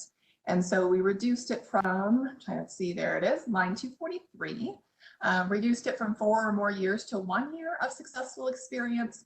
And this prevents and exempts the candidate from having to complete the content, knowledge, and pedagogical requirements if they had a teaching license in another state and had at least 1 year of experience. So it is a reduction in the number of years. It also, for some of our educators, they get their licenses from Arizona through Grand Canyon University, but they've never had teaching experience. So rather than taking what Arizona would give them and allowing them to have that professional license, that this kind of says you have to have that 1 year of experience. And so those teachers would still need to have experience in order to get a professional. Otherwise, they would need to go about the typical process of getting a Utah license and would be not eligible to have those straight to skip the pedagogical assessment. Okay, thank you. Oh, there's a typo there on line 248. I'll just mention that now. An individual, and it needs to be in 248, there doesn't match the individual language. So Ben, you can just, I think I caught the rest of them, but there is another problem there. So people attend to grammar. Thank you. Kind of there. So sorry. I thought I caught all of those, but go ahead.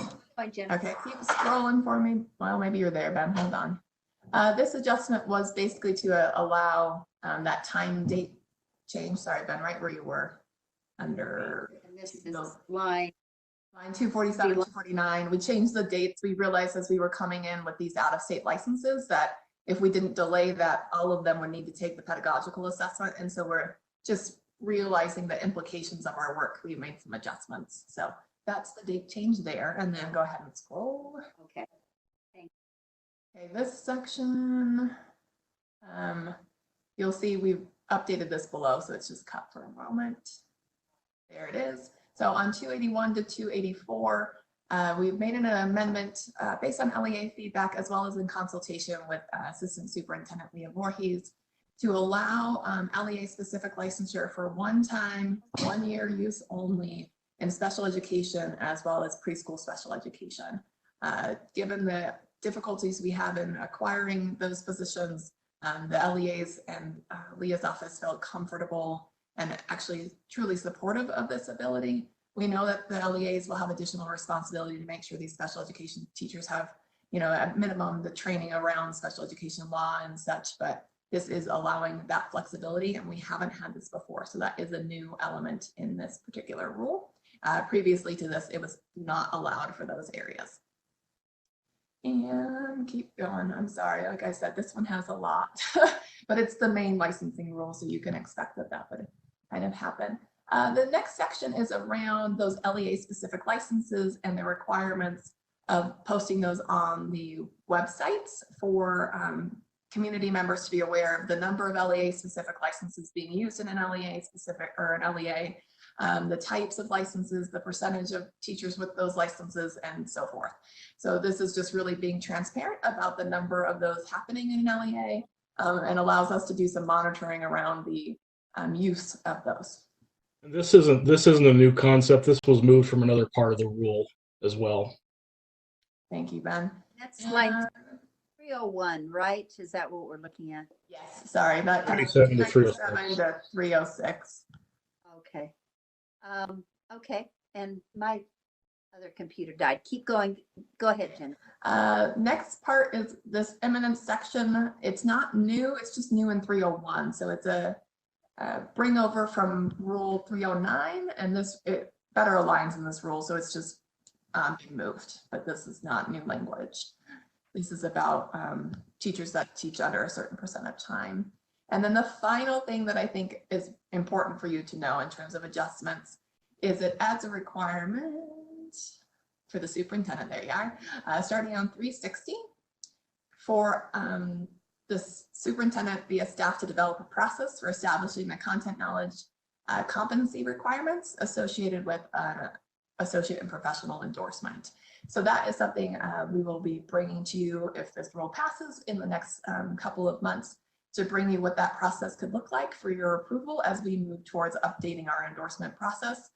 We'll come to you with the process that we would propose and get committee and board feedback on that process prior to actually implementing next steps.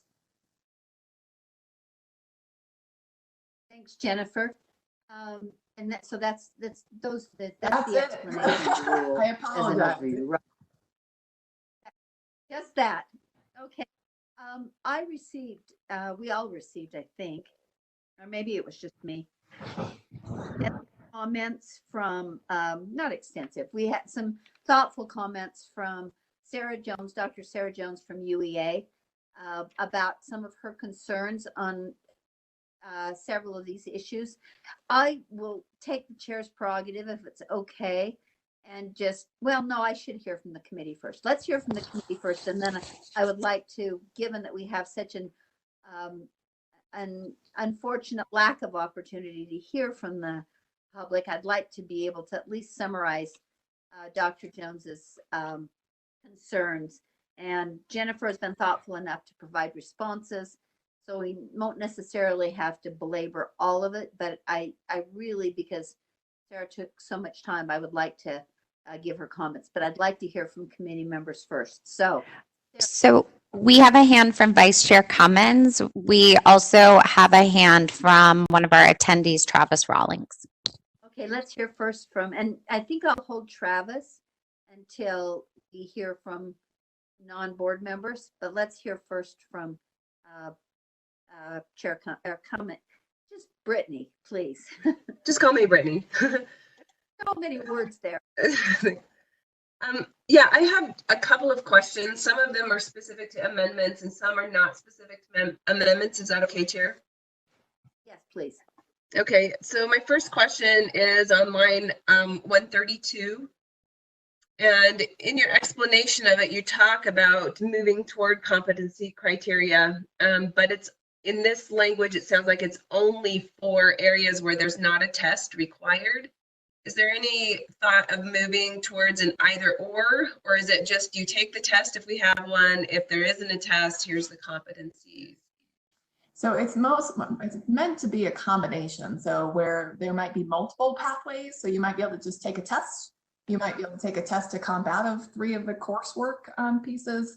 You might not even need a test. You might just be able to demonstrate competency through artifacts. What our hope is as staff is to kind of explore the space and open our kind of minds around what it means to be endorsed and how do you earn that endorsement. So the language here should be, and if it's not, we would definitely want to amend that. My intentions are that there's the flexibility of not requiring a test potentially in a particular endorsement. Whereas I think the way it was written before, and I could be wrong, you all know I'm new in the licensing space, did require a test for all our endorsements. This gives the flexibility of if it has a test, then this, but if it doesn't have a test, it's not required to have a test to be an endorsement. So it's the both that you're talking about, Vice Chair Cummins. We really want ultimate flexibility to allow us to think differently about how people earn endorsements and what it means to be competent.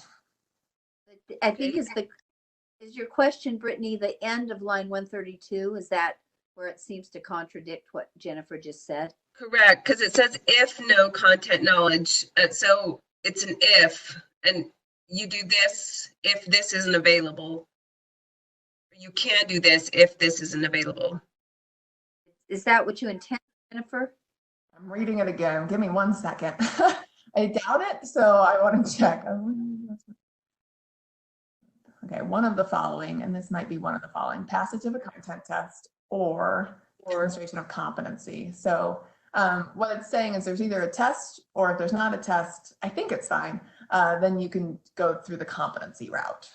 So my question then is, was the intention that in certain areas where there is a test, is there an alternative option for someone to show competency? And does this language allow for that alternative if it's saying there's a test required? And where in rule are the tests required? So in terms of, they're not in rule as required, they're just our endorsements that we have in the licensing department. What it would mean is we wouldn't necessarily be calling it required anymore. So it would be an option as having a test. And so that's where I think the language is fine, is that we would have the opportunity for a test, but it may not be your only route to earning the endorsement. You could potentially do the test or these other avenues to it to allow people flexibility on how they want to demonstrate that competency. So as would we sit here longer, I think we're good. So if would we revisit this language once the endorsement rule is updated? Yeah, so later in this rules we talked about, we have that process that we need to bring to you that we'll probably put in here by reference once we develop that. And that process will, what I'm expecting, I haven't worked with staff on it, we're starting next month, if this all kind of starts moving, is to have those opportunities of there are multiple pathways, and you as an educator can personalize your pathway through these different avenues that we're affording. And so we're going to try and increase flexibility, as well as a lot of our endorsements were based under like No Child Left Behind requirements that required a test, that required so many credits and so on. And we're not under those requirements anymore. And so we want to kind of think innovatively and more creatively around what does it mean to be endorsed? What are we really asking of our teachers? And then what does that look like for the pathway to get there? And so I think when we come back to you with the process, you'll see that flexibility and kind of multiple pathways for teachers to be able to earn these endorsements. Okay. My next question then, Chair, is that okay? Jennifer, yeah, let me just interject something there for a minute. So what to be clear, Jennifer, what you would like to leave the end of line 132 to 133 in place for now. Is that what you're saying? Yes, it gives us the flexibility because we changed it from available to required. In our endorsements, we can say a test is available, but it's not required to take to get the endorsement. So the flexibility we've built into the rule the way it's worded now. It's been a while since I've looked at this one as intensely as we are right now. And so the flexibility we need is there because instead of available, we're saying we're requiring it in what we say for that endorsement. It doesn't mean there can't be a test that they could use, but it's not required as part of the endorsement. I get the difference. at the first. Thank you. Keep going, Brittany, please. Okay. Then next down, 196 through 200. It's talking about, I believe, the promotion to a professional educator license. Mhm. And so I'm just looking to understand this. So passage of a content knowledge test provided by the superintendent where required. An applicant for a secondary or CTE content area endorsement that holds a bachelor's degree or higher with a major in the content area from a regionally accredited does not have to meet the passage of the test. Is that what I'm understanding? Yep, you've got it. So if they have a bachelor or they have a degree or a major in that area, they are exempt from having to pass the content test. Okay, so this is all people getting a professional license, which includes people coming through a professional program, a university-based program, where they, so for example, a elementary teacher, or a secondary teacher, sorry, this is secondary. Their major is kind of a combination major, like chemistry teaching, biology teaching, history teaching. Do those count as a history major, a biology major, and does that apply, or do those people who have those combination majors have to take the content knowledge test? I think I know the answer, but if I am wrong, I would love Malia to correct me because I think she's online, it looks like. I believe it has to be a major in the content, not a major subset with the teaching part of it. Now, they could have gone through with a teaching degree, and when you go through and get like your secondary degree for teaching, you also end up with that equivalent to a major in that area at times. So I'm gonna field that one because I am new and Leah's hand is up so she can answer. Hi, this is Malia. Hi, I am the educator licensing coordinator, new, so I'm glad to be here and meet you all. So just as Jennifer had said, so the major would need to be in the content area. So if their major was education, but they also took a bunch of history classes to be a history teacher, that would not count for the content requirement. They would need to take the test in that case. But if they had a history major, but also took a bunch of education classes to qualify for licensure, then in that case, they would not need to take the content test. Thank you. Can I ask a follow-up? Please. Yes. Does that exist? It does. So would it be like a minor in education, like a history major with a minor in education that leads to licensure? There are some programs where you can get a license without having a degree in that area. So I'm going to give an example if that's okay. Jennifer Thronson, Director of Teaching. My ex-husband, did this. So he has a bachelor's in history, social studies type area, but he also got his teaching degree alongside. So his major is in history with a teaching credential. So it is possible. Yeah. Are you good, Brittany? Yes, on that one. I just have one last question. It's not my last question, but last specific to the amendments, if that's okay. Sure. Oh, and this one is just an error. I think on line 210. I think it should be a 6 instead of a 5. Is that correct? I think we caught that. Oh, did you catch that already? Okay. So then on line 210. Yeah. Sorry if that was already mentioned. So then I just have a couple questions that aren't related to the amendments. And if you want to stay right where you are, that's where I need to be. So in this rule, is it required that a individual holding a level 1, level 2, or level 3 educator license now, like beginning January 1, 2020, would have to apply for a professional license designation? No, they will be on July 1st or thereabouts. They will be automatically converted to the professional license. So those that hold a level 1, 2, and 3 will be converted over. Okay, where where in rule did that transition, where was that transition in rule? I couldn't find it yesterday when I was looking for it. I'm not sure it's like articulated, but we definitely have plans with the USIMS and cactus teams. Okay. That's a great question, board member Cummins. I'm not sure if it's in the rule, and maybe when Travis gets to speak later, he can let us know. But it is the intention, and we actually met on that this morning, is making sure July 1 that we can have that conversion from the 19 license areas to the 3. So all level 1. So back on line 210 then, or 211, or so.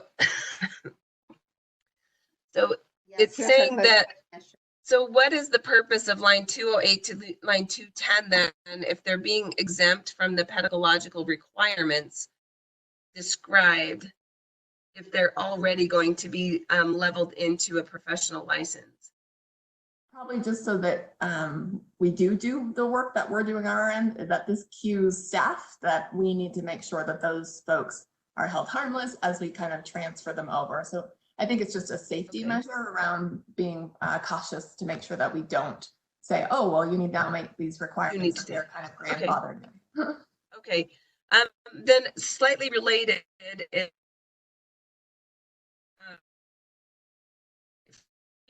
correctly. Brittany, you're buffering. You're doing it. Try to. Am I buffering? Yeah. Yeah, you've got the yellow exclamation point up. All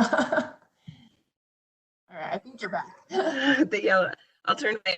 Can you hear me? Yes. Better. So my next question is, then as it relates to the APT license, so on line 211 to 215, an individual holding a Utah level APT educator license that is employed by an LEA and an individual enrolled in ARL. So basically those lines are saying that if you are employed at the time of this transition, you will be given an associate license and have the opportunity to meet the conditions of the professional license. Is that how I understand that correctly? Yes.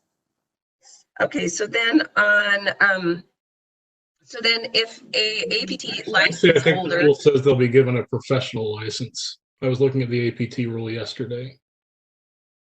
Professional license? I don't think they're getting automatically a professional license. That was not even close to the intent when we first. I'll double check that. Okay. So we can. Okay. To my knowledge, they go to an associate. They haven't met the requirements, so they wouldn't be. Yeah, and so this 210, 211 to 215 is basically saying, you know, you're given the associate license and you have the opportunity to show through the same process that you can apply for the professional license if you meet all the criteria. Yeah, these lines basically are to say, here's what we're doing with these current educators, here's what we're doing with these educators as we move towards the new system. So we're taking these folks and going professional and taking these folks and going associate, and then we're not, the LEA specific is an annual application, so there's nothing. So then does that mean that all of the APT license holders who are not employed would just evaporate? Is that what I'm understanding? To my knowledge, yes. And Malia, correct me. So then my question is when are we going to repeal 511 then? If in January, I guess, so that was my question. What did this happen on January 1st, or is it happening the end of June? And when will 511 go away, which creates the opportunity to that creates the APT license? 511 will sunset on June 30th of this year. Okay. So I guess it was that June deadline that I couldn't find and figure out like where that fit in and how that was. Okay. But there's some conflicting. I think it'll work out. We've got a few people that are kind of caught in that. There's the 6-month window of overlap. So it is a little like they can choose their pathway. So if someone came in March, they either chose the APT path or they chose the other path. And so they had the opportunity to choose over the last 6 months. Thank you for then that completes my questions. Thank you. Thank you, Brittany. Other questions, Sarah? We have a hand still from Vice Chair Cummins. Hers is gone. Gone. And now just the hand as well from Travis Rawlings. Okay, one more. Oh, Travis, go ahead, and then I'll make sure that I share Sarah's thoughts too. Go ahead, Travis. Okay, give me just 1 minute to promote him up. Travis, you should be in the next couple of seconds having microphone access rights. Okay, hopefully you can hear me now. Yep. Oh, by the way, just as a side note, can I just say kudos to all of you for meeting in this fashion and making this work as well as you are. I've been sitting here listening and wishing, you know, if I was there, I could hurry and answer this question and that question, and you guys are doing an amazing job on this. I just had a couple of questions. Sorry, my name is Travis Rawlings. I'm the Associate Director of Licensing for Granite School District. And one of the things that I saw in this draft that I wanted to give you a little feedback on is I noticed that the language regarding international guest teachers was stricken. So my first question would be, what is the board intending to do with international guest teachers if that's not going to be in this rule? The second was regarding line, I apologize, it's the line that talks about explaining the new or explaining the licenses. I would recommend that makes more sense as something that the state could do and districts could link to. For example, yeah, 301, yes. For example, the educator lookup tool that's referenced in line 305 has a document linked to it that explains all of the current licensing, the level 1, level 2, level 3. So again, that is a recommendation, just something to talk about.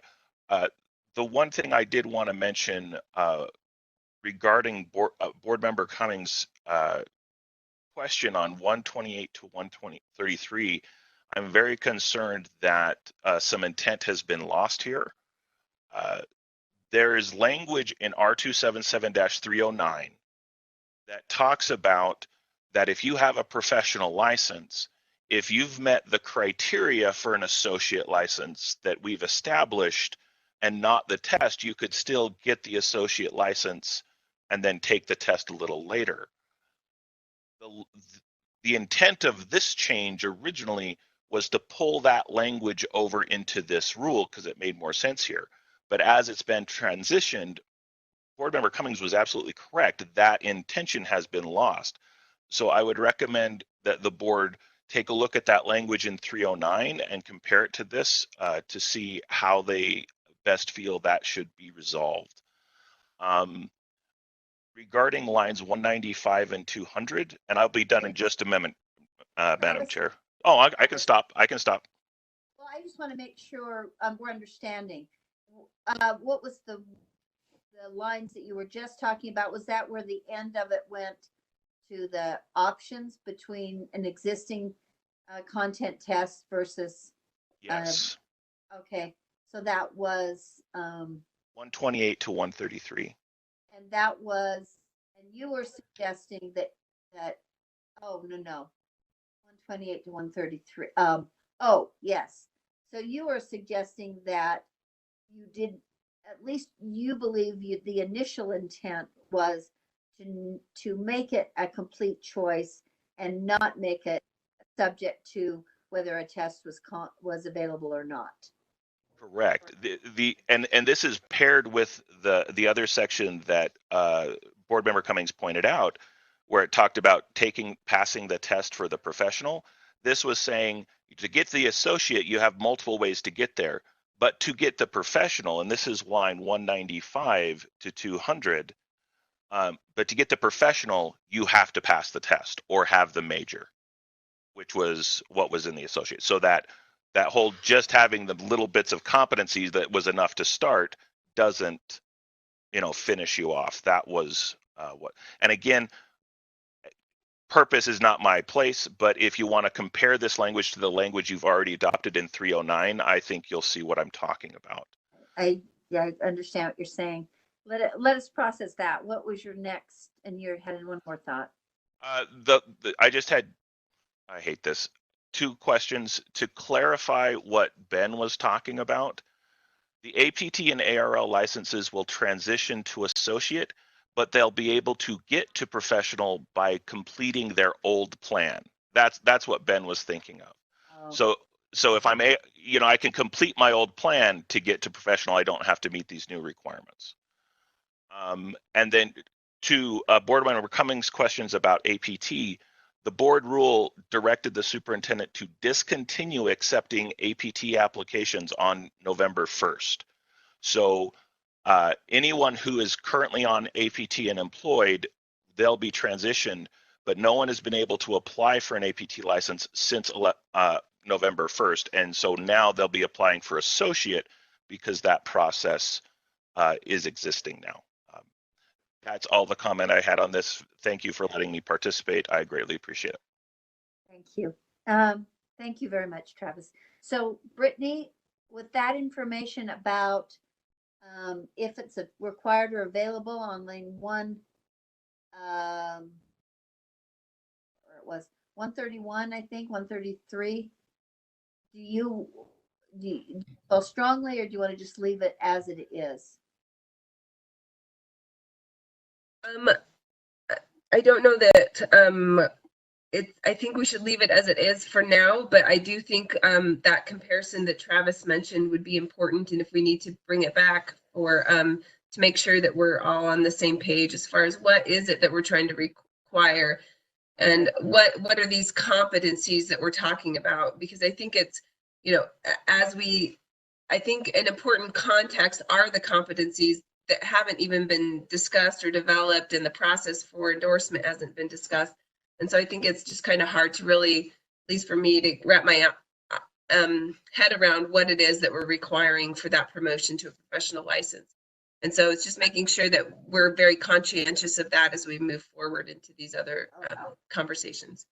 So I would agree. I think I would leave it the same. I like the distinction Jennifer made between required and available, and I hope it doesn't bite us before we get it clarified, but I think that makes some sense. Chair Lear, we have hands from Board Member Davis as well as Director Thronson.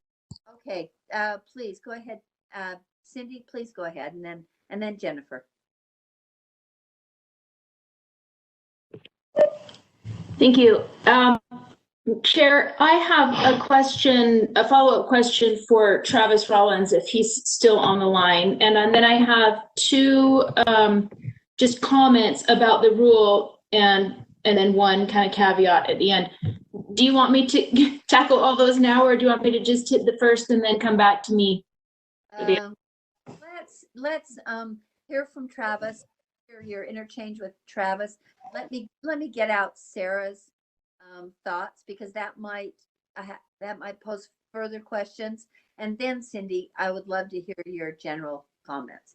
So Travis and Cindy, go ahead. Okay.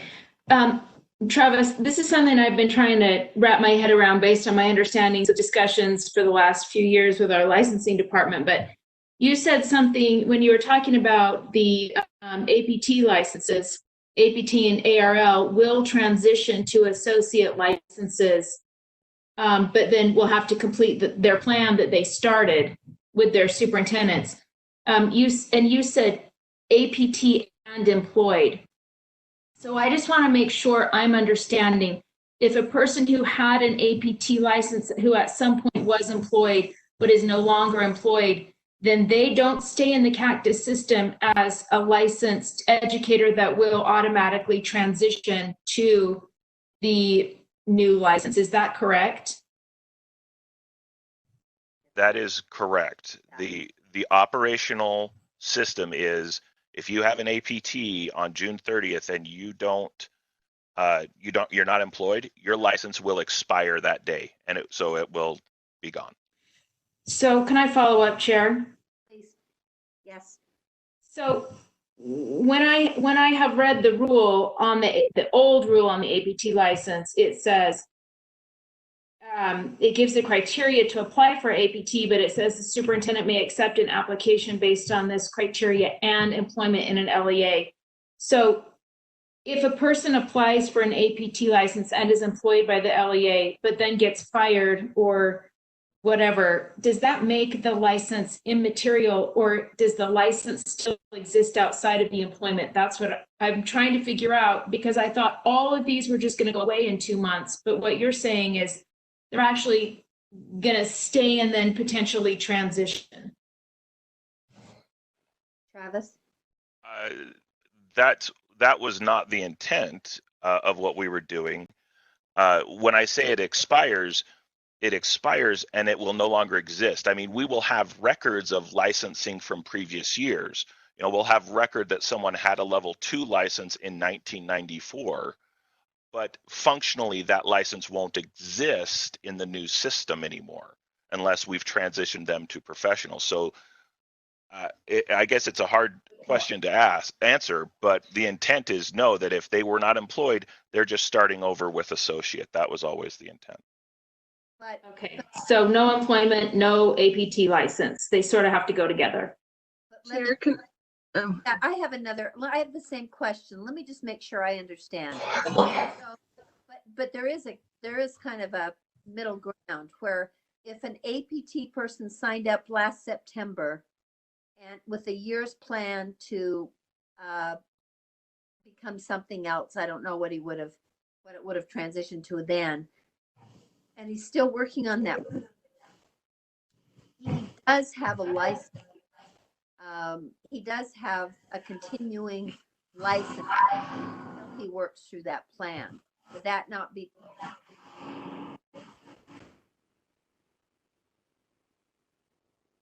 Travis? Can I add something, Chair Lear? So, APT has still. What is that? Yeah, we sound like we can hear vacuuming from someone. So if everyone could just make sure your mics are muted unless you're speaking.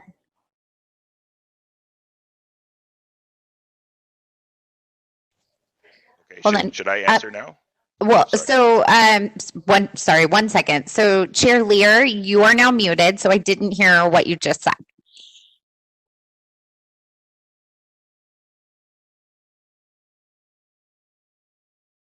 Okay, can you speak and make sure we can hear you? Yeah, I'm trying to unmute and it's. Oh, you're good. We can hear you now. Okay, so my question was, person started an APT in September, had a year-long plan to become something. He's still employed. That means he is allowed to continue to get something if he's still employed on June 30th. Is that right, Travis? Is that your understanding? Yes, that is correct. Okay. And I believe Vice Chair Cummins has a follow-up related to this thread. I cut her off. Go ahead, Brittany. I just wanted to speak to Board Member Davis's question about that November requirement in the APT rule. That was put in there so that, because the original APT, somebody could apply for an APT license and not be employed. That condition was added later so that an unemployed APT person wouldn't be getting an APT license as we were transitioning into the new licensing structure, because the associate's license was so different from the APT. And so that was a transition date that was added so that we didn't have a bunch of APT license holders without employment that would basically, as Travis mentioned earlier, they would just expire unless they had employment when the transition occurred. Yeah. Thanks. Okay. Can I follow up? Please, Cindy. So then just, Travis, to what Brittany's saying, I just want to make sure I understand. Can an APT license be material without a job in an LEA currently? Currently, an APT license exists as a license. On July 1st, it will not.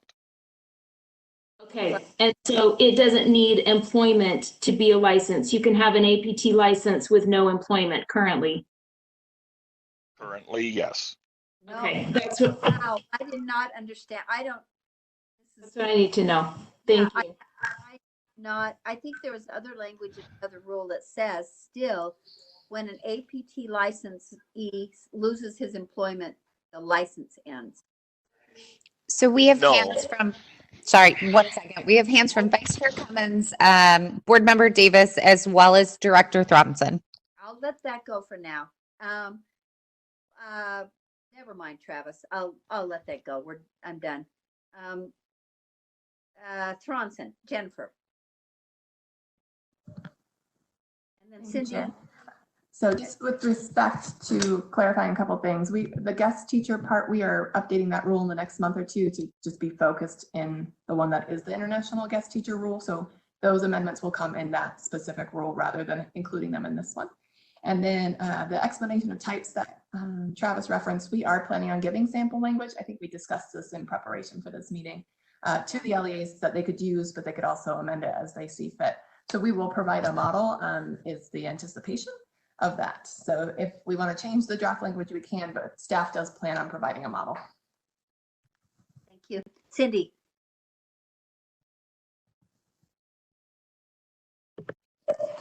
Are you back to my general feedback on the rule? Oh, I'm sorry. I thought you had something specific to this. Let me just No. put Sarah's information out there also, because she took time to also provide it, and I will summarize her comments. And there's some of the same things we've discussed. The lines 101 to 102, and I know this is going to be a little off because this was the earlier draft. She did not like and was concerned that the associate license was valid for now 3 years instead of 2. Jennifer responded this was in response to what the field was asking for, and felt like it was crucial for LEAs to have a longer associate license holder. It bugs me too, but I'm made peace with it. I'm throwing in my 2 cents at the end of these. So that was Sarah's comment. Did not appreciate or did not really think that was an appropriate extension for an associate. Lines 243 to 246. She was concerned similarly that this rule changes the reciprocity requirement from 4 years to have a professional license to now 1 year only. Again, this is an effort to make this is in response, Jennifer, if I'm changing the words from your answers, tell me. This was an effort to make reciprocity slicker and smoother and streamlined. And I have to add my 2 cents that I would prefer 2 years probably, but I am in this case deferring to the folks that have been working on this. I would rather have someone trained somewhere than not at all. And I think this helps us with teachers coming from other states. Just 2 more quick ones. One is on lines 266, 267 through 271. This is one that I'm surprised nobody else has raised. This was the requirement that, or the provision that allows special ed teachers to have a 1 year, in the first year of employment, the ed teacher has to have the required instruction in Utah effective teaching standards and basic special education law. Dr. Jones makes the point that you could have a teacher teaching very vulnerable students from September to March without ever having those basic skills put in place. And I agree that is really troubling to me. If any of you, rest of you have comments, I'd like to hear them. I might propose an amendment that special ed teachers have to have that training in the first month of their employment, because it is very troubling to me, because we also, as you recall, have a disproportionate number of special ed teachers that are UPAC cases. And I think largely because they don't have enough preparation for their difficult jobs. The last comment that Dr. Jones has is she was asking where the mentoring educators, why it was deleted. And Jennifer responded, it's going to a new rule 308, R277308. So those were her comments. Does We have additional? We do. Yes, we have hands from Director Thronson as well as Assistant Superintendent Leah Voorhees. Okay, let's hear from first, because we've heard from Jennifer. Let's hear from Leah, and then we'll come back to Jennifer. Thank you. Can you hear me? Yes, perfectly.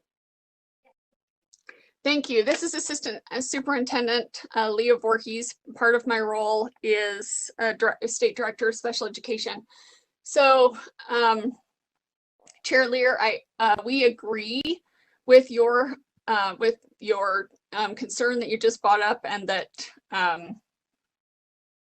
was brought up from Sarah about the special ed law. In fact, for the last couple months, we've been working with Kathy Webb in teaching and learning and licensing, and our special ed licensing specialist, Carol Riddell, has been working on an alternate pathway for individuals who already have a bachelor's degree to get an associate license that would require that they have a special ed law course before they are given the associate license. Now that would only apply to this group of teachers, but we would certainly support if you wanted to amend this part of the rule so that it applied to all, we would be good with that. But we have addressed that in practice as far as teachers who would be getting an associate license when their degree isn't in special ed. They just have a bachelor's degree and are working on that pathway. And so to make sure I understand, these prospective special ed teachers would have, as part of their training, I'm trying to figure out what kind of a program they're in that then would be possible. Yeah, so it would be create your own program. So it's an alternate pathway for individuals who don't have a degree in special ed but have a degree and want to become special education teachers. So it's a licensure pathway, okay? Not a degree pathway, a licensure pathway. And we have created internally the equivalent of 3-hour courses on special ed law, and we would require that the first one is taken before the teacher is given the associate license, taken and passed, and the second one would be passed before they were able to move to professional. So this is kind of an ARL type pathway. Is that what you're saying? Yes, it's called, so the pathway that teaching and learning that the licensing section has created for general education teachers is called the APPLE. And this would be an aligned pathway called the APPLE S for special ed. Okay. All right. Thank you for that clarification. Thank you for the concern. We agree. Okay. And that makes me mostly comforted. So thank you. Next, Jennifer Thronson. Director Thronson again. I would like to propose, I was under the impression, and what it is for the associate, they have to take these before they start. We could do the same thing in the LEA specific and require them to be trained on those. The modules are already ready. We already have them available for LEAs to use. So instead of saying within the first year of employment, you can say before their first day of like interaction with students or something. It's an option. We do require it for associate. So it might make sense for LEA specific to have the same requirement. First month, it could say in the first month of employment then. Yeah, so if something earlier, I think makes sense. The whole point of these modules is for them to have the essentials for being in this role, and to give them the full first year to get the essentials seems counterproductive potentially. So I think some shortened window makes sense. I was under the impression, and it is true for associates, and so I think we could change this to align with the associates, that you have to do this before, and a first month I think makes sense. Okay, thank you. I'll save that possible. Thank Thank you, Jennifer. And then Cindy, why don't you go ahead with your general other comments? So I'm not sure if this is related. Sorry to jump in. We have a hand from Vice Chair Cummins. Oh, Brittany, go ahead then first, and then Cindy Davis. Sorry, Cindy, just a question specific to what was just proposed. I can't find what you're talking about, what's required for the associate. Are we talking specifically to special education modules or all the modules that were part of the training? Jennifer, I thought she meant special ed, but let's hear. Jennifer?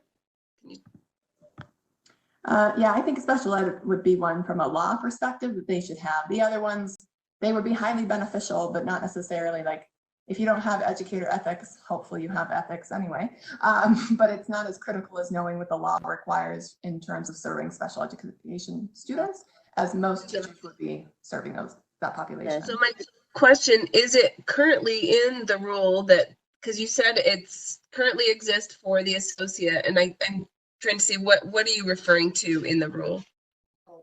I think it might be a different rule, but if anybody can identify that quickly. Line 141 on the screen, Brittany, is where the associate requirement is. 141? Yeah, it's on the screen. This is where the associate's requirement for the associate educator. Additional requirements for an associate educator shall include professional learning modules in, and then it lists them. Correct, but those aren't required prior to them being in the classroom. Right. So I would say if we're looking specifically at special education law, which I would agree would be important, that we focus on that for both an associate and the LEA specific. So because before this rule didn't allow for, if I understand it correctly, it didn't allow for the at special education and preschool LEA specific. If we're going to move to allow it, then I think we need to be very specific about what's required prior to hire and what's training can be done later. Because I think we talked at length about the timing of that training in the associate and the LEA specific, and to make it all required prior to hiring or prior to classroom time was not something that people in the field thought was beneficial. And I think it's because they hold the liability for some of those things like classroom management, educator ethics.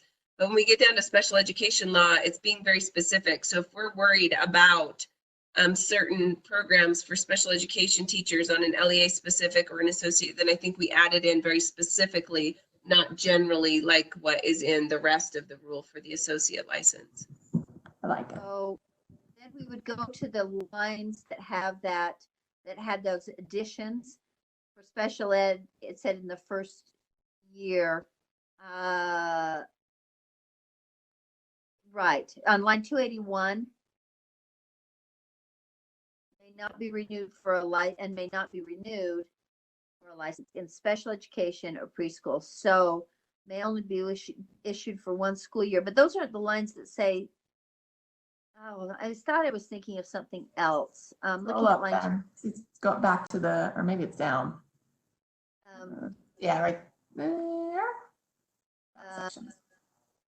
Yes. One more. Line 262, an LEA governing board applies up one a little bit more.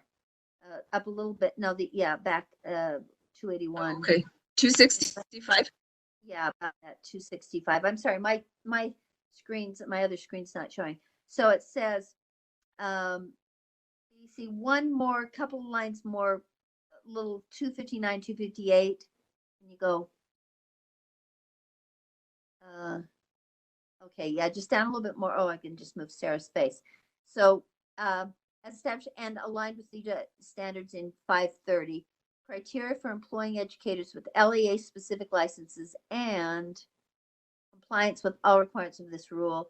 And the LEA governing board applies on behalf of the candidate meets all requirements in this section. And within the first year of employment, the LEA trains the candidate on educator ethics, classroom management, basic special education law, and instruction.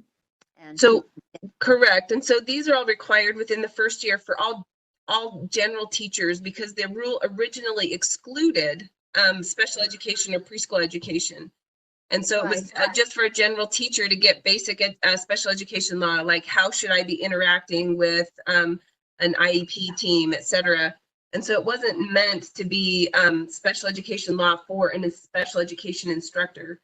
And so if we want to be specific to this new addition or allowance in the LEA specific, then we should make the training requirement specific to that. So that teacher who is in a special education classroom receives special education training prior to being in a classroom. And it's just very specific to that one assignment, not to everything in general. So I'm trying to figure out if we pull it out of here, and we don't have to pull it out because you want it to be available to all of the other LEA specific candidates. So I don't think it should be pulled, but I think there should be an addition down later where it talks about where it creates the allowance, and then it adds a requirement for those that are allowed to teach in a special education classroom. Beginning on line 281, 279, the board may require that subsequent renewals be approved by the board on a case by case. An LEA specific license that may only be issued for one school year and may not be renewed for a license area in special education or preschool education. That's not exactly what I was thinking of either. I thought there was a place where it said, oh, maybe Sarah, it's probably in Sarah's notes. Let me look. Just a minute. Hang on.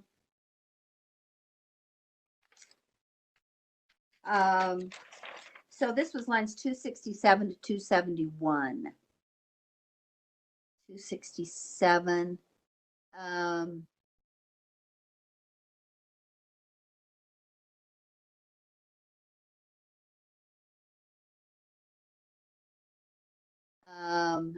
just trying to figure out on the fly how to say this. Only requires an LEA to ensure that within the first year of employment, the LEA trains the candidate. I'm trying to figure out where we could insert. Thank you, whoever's doing that.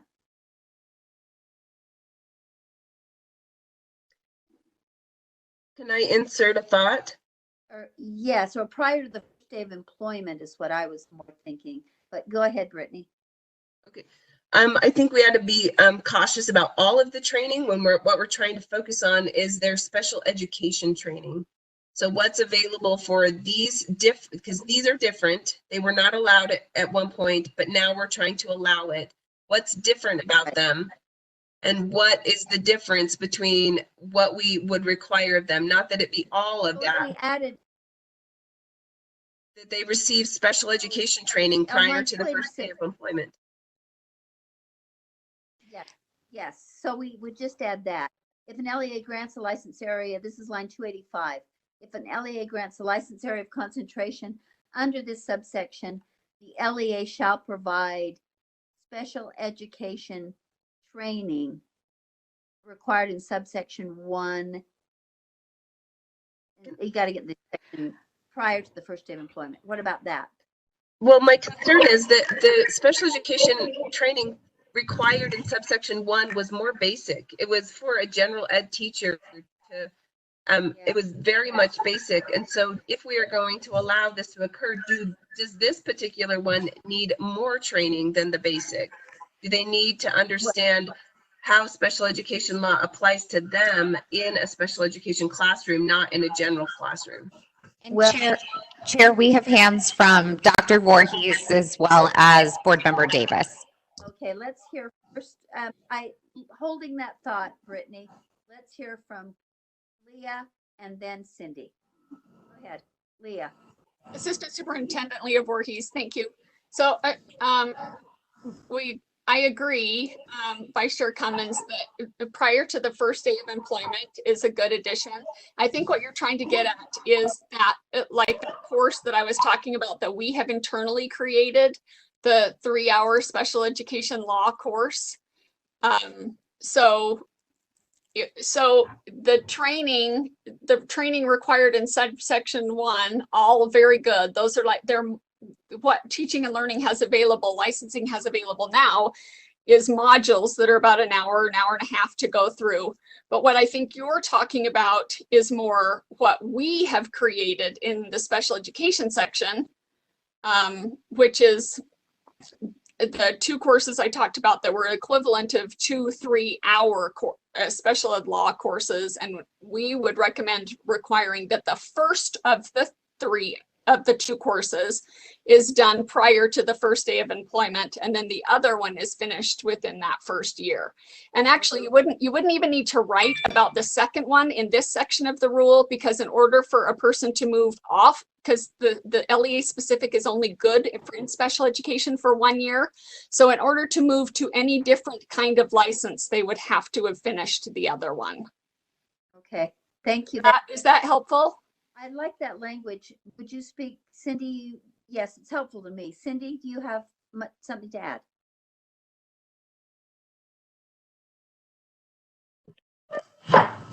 To, address concerns about this real need to kind of clamp down on special education, I think we are in not allowing those LEA specific licenses to be renewed. And I'm grateful that we gave that 1 year extra because that was in direct response to superintendents who are like kind of dying on the vine out there. And I just want to really caution us as we move forward to remember, in an ideal world, I would say go through a teacher prep program, lean in for a few years, really dig in and come out and be a killer teacher in the classroom. But I've been in a situation where I've coordinated special ed hiring for a large district. And there are times, probably we won't see in the next few years because the economy is going to be poor. So you can fill jobs pretty readily. But when the economy is good and everyone goes back to their good jobs, because we don't pay our teachers enough, and especially not our special ed teachers enough, nobody wants to go into the special ed teacher classrooms. And so here you are. I've had times where 2 days before school starts, I'm barely getting a warm body into a classroom, a special ed classroom.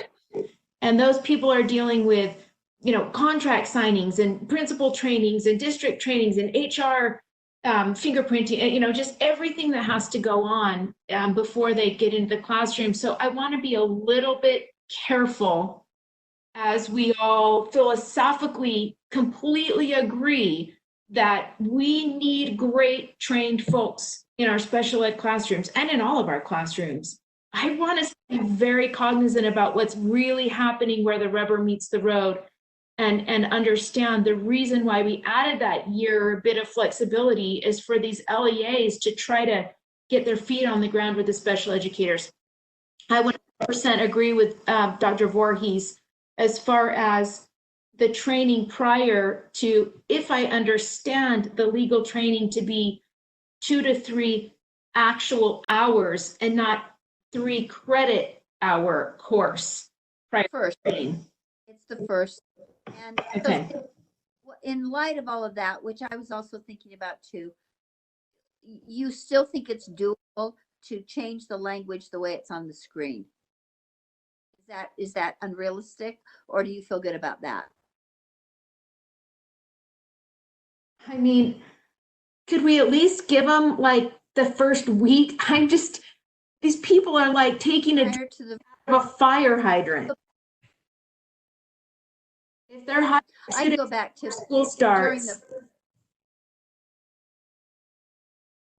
Cindy, take off your video, your video, and I think it'll help you.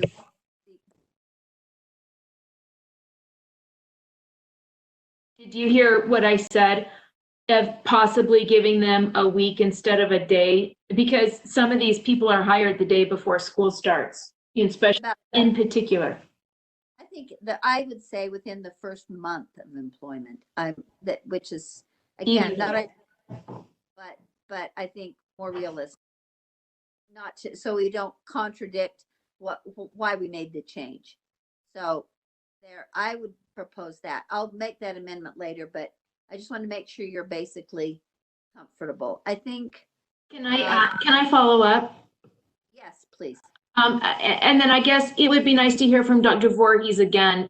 I feel better about it being 3 actual hours and not a 3 credit hour class. I was muddled in my understanding along the way, but maybe she could weigh in as to if she feels students would be too much at risk if we gave them a month instead of having to do it prior to getting in the room. Leah, would you respond? I'm happy to respond. Assistant Superintendent Leah Voorhees. So the course we have created in special education is closer to a 3 credit hour course. However, we can certainly put together something that is more what you're talking about, Board Member Davis, that could happen within the first month of employment. We could certainly do that.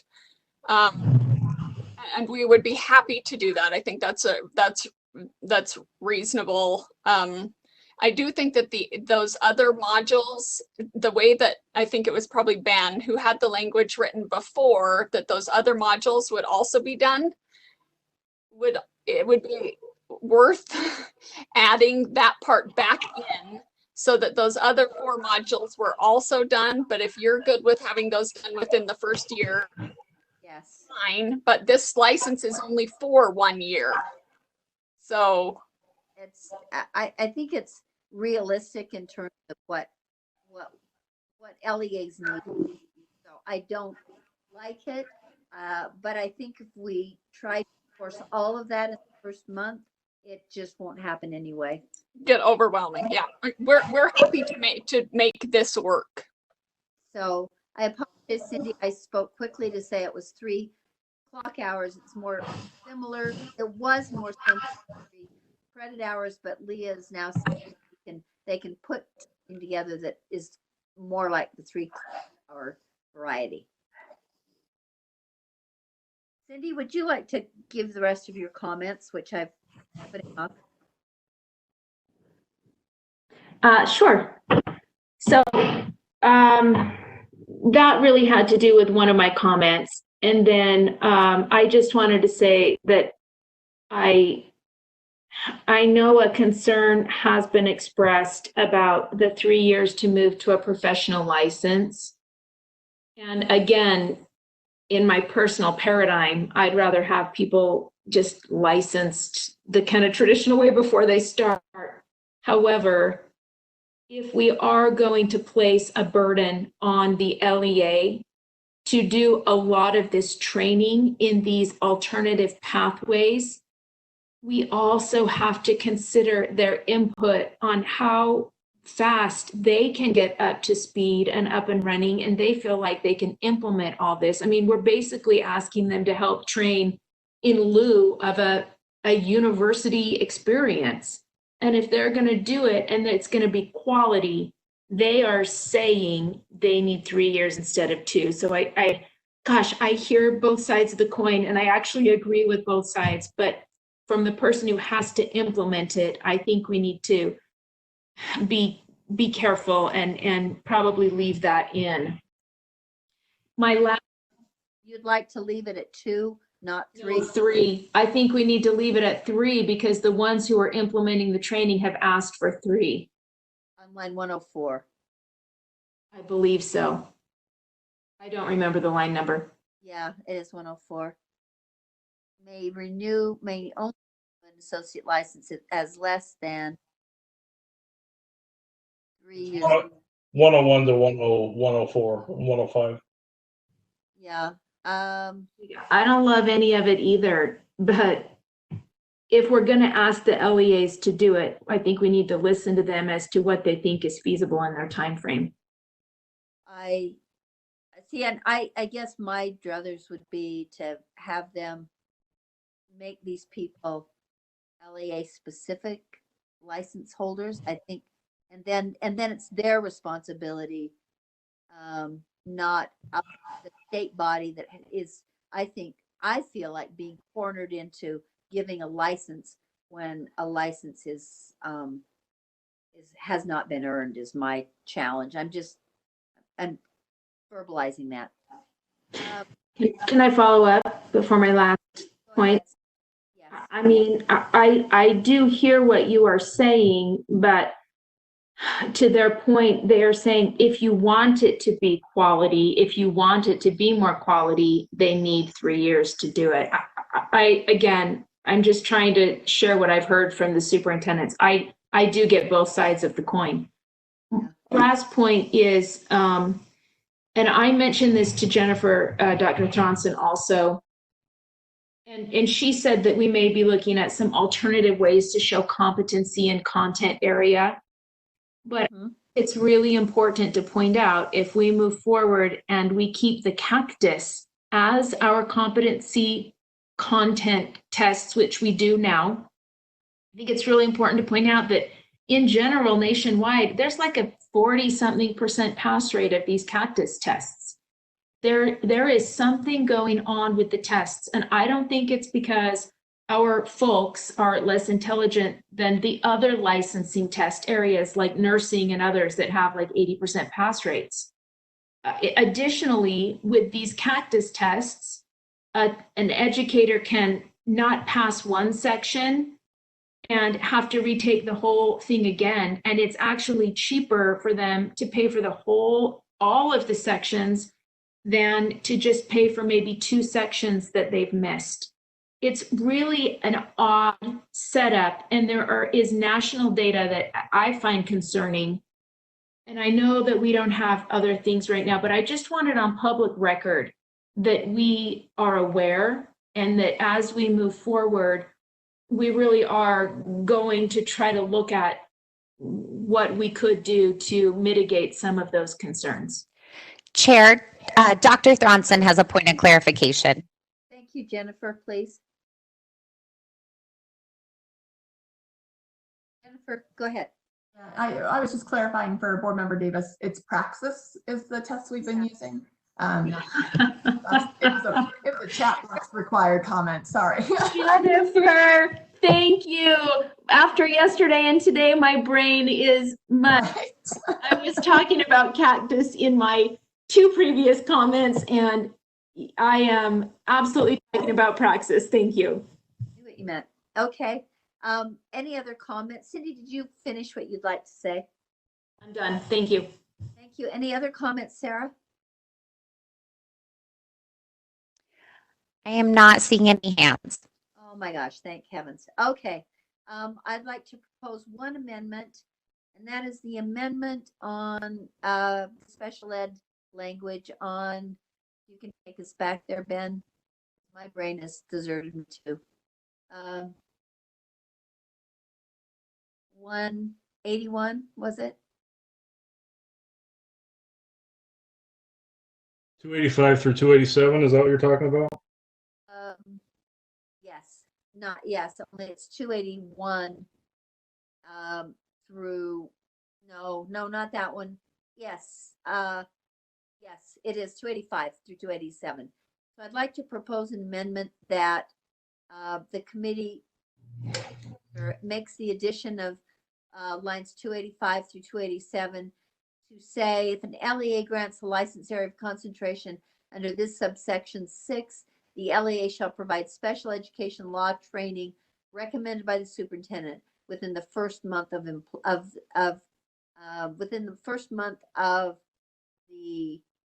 I think we've got to say the educator's employment or the teacher's employment.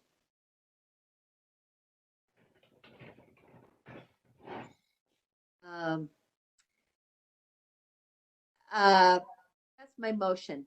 And we don't need a second to move this along.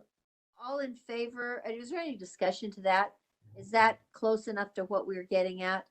Any discussion from committee members on that? Any hands, Sarah? I am not seeing any hands. Okay, all in favor of this amendment? Member Haynes. Aye. Member Thorpe. Aye. Member Davis. Aye. Brittany. Aye. Chair votes aye. The rule is amended. I'll make a motion that the committee approve R277-301, draft 2 as amended, and forward that to the board for second reading. Any discussion to that motion?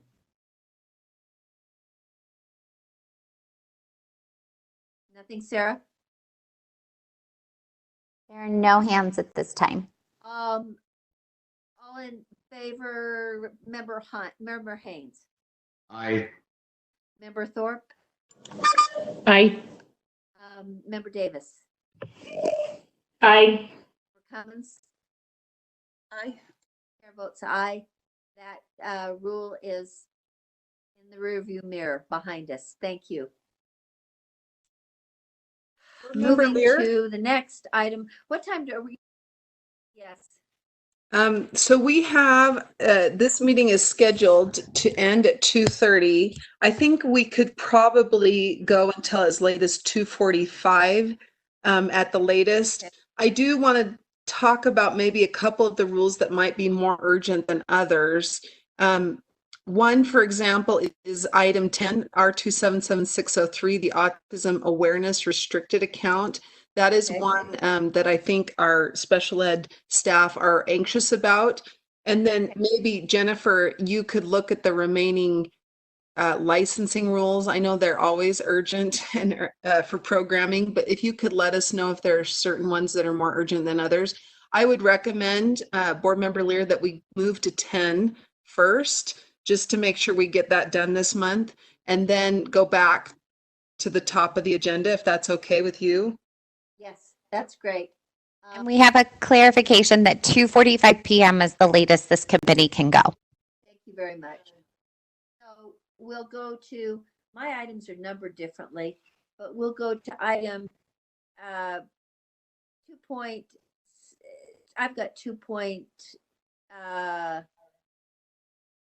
Oh my gosh.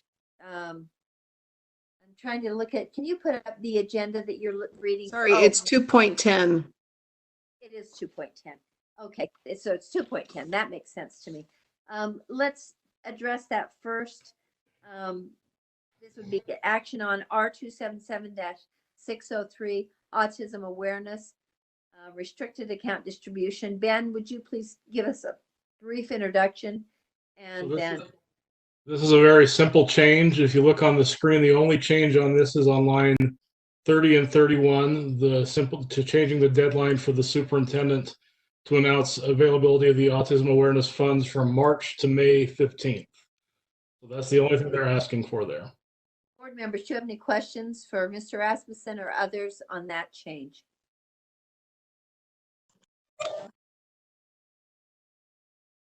Sarah, no hands. We do have a hand, Vice Chair Cummins, and then also from Board Member Thorpe. Okay, first Brittany, then Lorianne, in that order. Sorry, I was just wondering if I could make a motion, but if Lorianne has a question, I can wait. She can make the motion. Lorianne? Nope, I was just going to make the motion too, so I'm good. Move us along. Go ahead, Lorianne, make the motion. I'd like to move that the committee approve R277-603 draft 1 on first reading and forward to the board for approval on second and final reading. The motion was that the committee approve R277-603 draft 1 and on first reading and move to the board for approval on second reading. All in favor, Board Member Thorpe? Or Committee Member Thorpe? Aye. Member Haynes? Aye. Member Cummins? Aye. Member Davis? Aye. And chair votes aye. Thank you very much. That was swift. Any others that we need to take care of, Angie? Well, two more that should be fairly quick. If you don't mind, we could just keep going backwards from 10 and move to 9 and 8 and take care of those two. And then maybe go back to license renewal. We think that 309, 306, as well as item 12 would all be fairly quick. Okay. If you wanted to go in that order and go 9, 8, then 12, and then back up to 5. Okay. Item number 2.9, action item on 277-309, appropriate licensing of teachers. Ben and Jennifer Thronson. Ben, will you speak to this? Or I guess Jennifer maybe could speak to it a little more substantially. I can speak to it very quickly, Chair, if that's all right. 309 is simply removing language that we've moved into 301 with the previous amendments. So if you look, we've moved out the section on eminence and also the section on routes to appropriate endorsements for teachers. That was all moved into 301. Okay. Thank you for the explanation. Any board members have any questions or concerns about 309 as written? Hearing none. A motion is in order.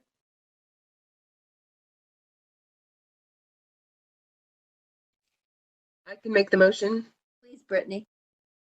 I move that we approve and send to the board for approval R277309 draft 1 on first reading, send to the board for approval on second and final reading. Thank you. The motion is that the committee approve R277-309 appropriate licensing of teachers as amended on draft 1 on first reading and recommend to the board for final reading for final reading. All in favor of that motion? Board Member Cummins? Aye. And Member Thorpe? Aye. Member Hayes? Aye. Member Davis? Aye. Chair votes aye. Thank you very much.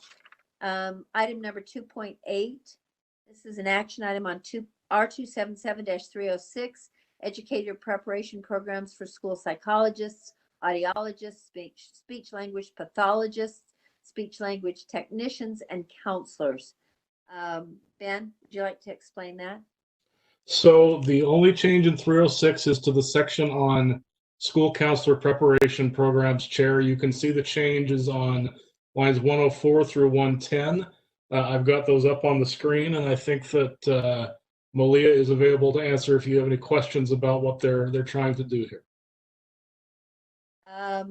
Leah, do you have any more explanation or any more that you'd like to add about that?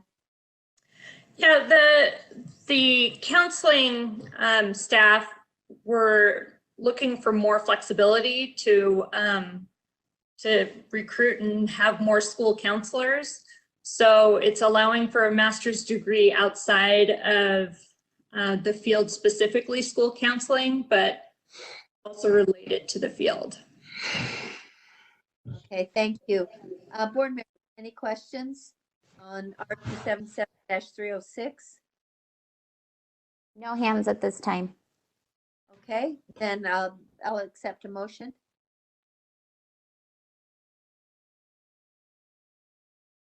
I'll make a motion. Thanks. Go ahead. I recommend that the committee approve R277-306 draft 1 on first reading and forward to the board for approval on second and final reading. The motion is that the committee approve R277-306 education programs, etc. on first reading and recommend to the board final approval on second reading. All in favor? Board Member Haynes? Aye. And Committee Member Cummins? Aye. Member Davis? Aye. Member Thorpe? Aye. Chair votes aye. That's unanimous. Thank you very much. Then I think, was there a recommendation, Jennifer, for any more licensing rules that are more urgent than others? What we were hoping, Chair Lear, and thank you so much for taking some of these out of order, is that maybe we could go to 2.12 next. It is also a fairly easy one, just to have the committee feel a little movement going on before we go to R277-302. If that's okay with you, Chair? That's perfect. Let's look at R277, the action item R277-490, Beverly Taylor Sorensen Elementary Arts Learning Program, an amendment. Ben, would you like to tell us about that? And I think you've got 13 up. Yeah, I misunderstood what you wanted. So Beverly Taylor Sorensen Arts Program, 277-490. There are two basically changes to the rule. First off is changing the terminology used in the rule from arts specialist to arts educator. And the other thing that we've done in the rule is to update the terminology so it's consistent with the new licensing system. Instead of referring to level 1s and level 2s, referring to associates and professionals. And I think Kathy Jensen should be able to answer questions if you have those. Okay, board members, do you have any questions for either Mr. Rasmussen or Kathy Jensen about the substance of this? Any hands, Sarah? There are no hands up at this time. Great. And I'll entertain a motion. Since Board Member Thorpe, I will move that the committee approve R277490 draft 1 on first reading and forward to the board for approval on second and final reading. Thank you so much. The motion is that the committee approve R277-490 Beverly Taylor Sorensen Elementary Arts Learning Program, draft 1, and on first reading forward to the board for second and final reading. All in favor, Board Member Thorpe? Aye. And Member Cummins? Aye. Member Davis? Aye. Member Haynes? Aye. Member Lear votes aye. That's unanimous again. And the next one that you'd like us to take, you guys? Do we want to move to renewal now, Jennifer? Or please, about the special education services, which is that the next most urgent? We were thinking to go back to 302, so 2.5. Thank you. So we'll discuss the action item R277-302 license renewal. And Jennifer and Mr. Rasmussen, whichever one of you wants to start? Just before we turn this to Jennifer, just want to make sure the committee is looking at draft 4. That's the current draft here. And then Jennifer, you want to take the lead on this one? Get started. Excellent, thank you. So this one we brought to committee last time and had some feedback to kind of go back and do some further revision. So we have made some additional amendments and I'll do some highlights based on those additions. So the line 13 through 15 has been removed with the intent to provide greater flexibility for the license administrator to sign off rather than necessarily the direct supervisor of the employee. This is especially helpful for our inactive educators, as well as just having the opportunity for a teacher to choose a licensed administrator that is ethically bound to, still check for evidence whether they are their direct supervisor or not. So it's just to provide some greater flexibility. The next piece, big idea for this is you'll see, kind of scroll down maybe. We used to have a 200-point system. We are moving to a 100-point system. So reducing the number of points, and previously you used to earn about 100 points for just being a teacher, like teaching during the year.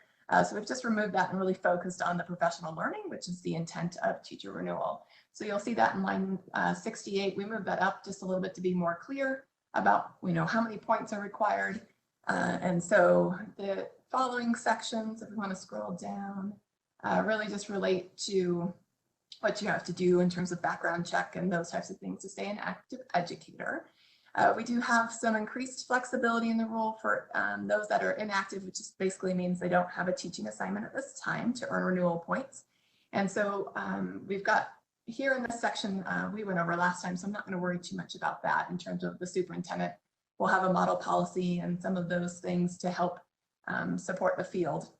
But it does require, I want to reiterate that it does require for the LEA to offer a minimum of 20 licensure points a year, which would ultimately renew over 5 years. If you're earning 20 points a year, you're at your 100 that are required. So if an LEA meets that requirement, it's pretty easy for a teacher to get it, which will be awesome, especially for our rules that have more challenge in achieving that.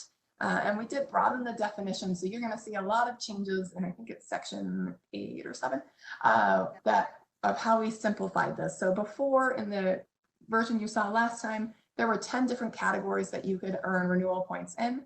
We reduced that down to 4 categories and kind of grouped some of those same concepts into less categories, but the same things that were allowable are still there. We also ended up awarding renewal points For those that are maintaining a national board, we had the part, like if you earn one, you got your 100 points right off of that. But we also have now built in keeping up. There is a renewal for maintenance of a national board certification. And so we're adding some points in there. Trying to see, you've got that part there.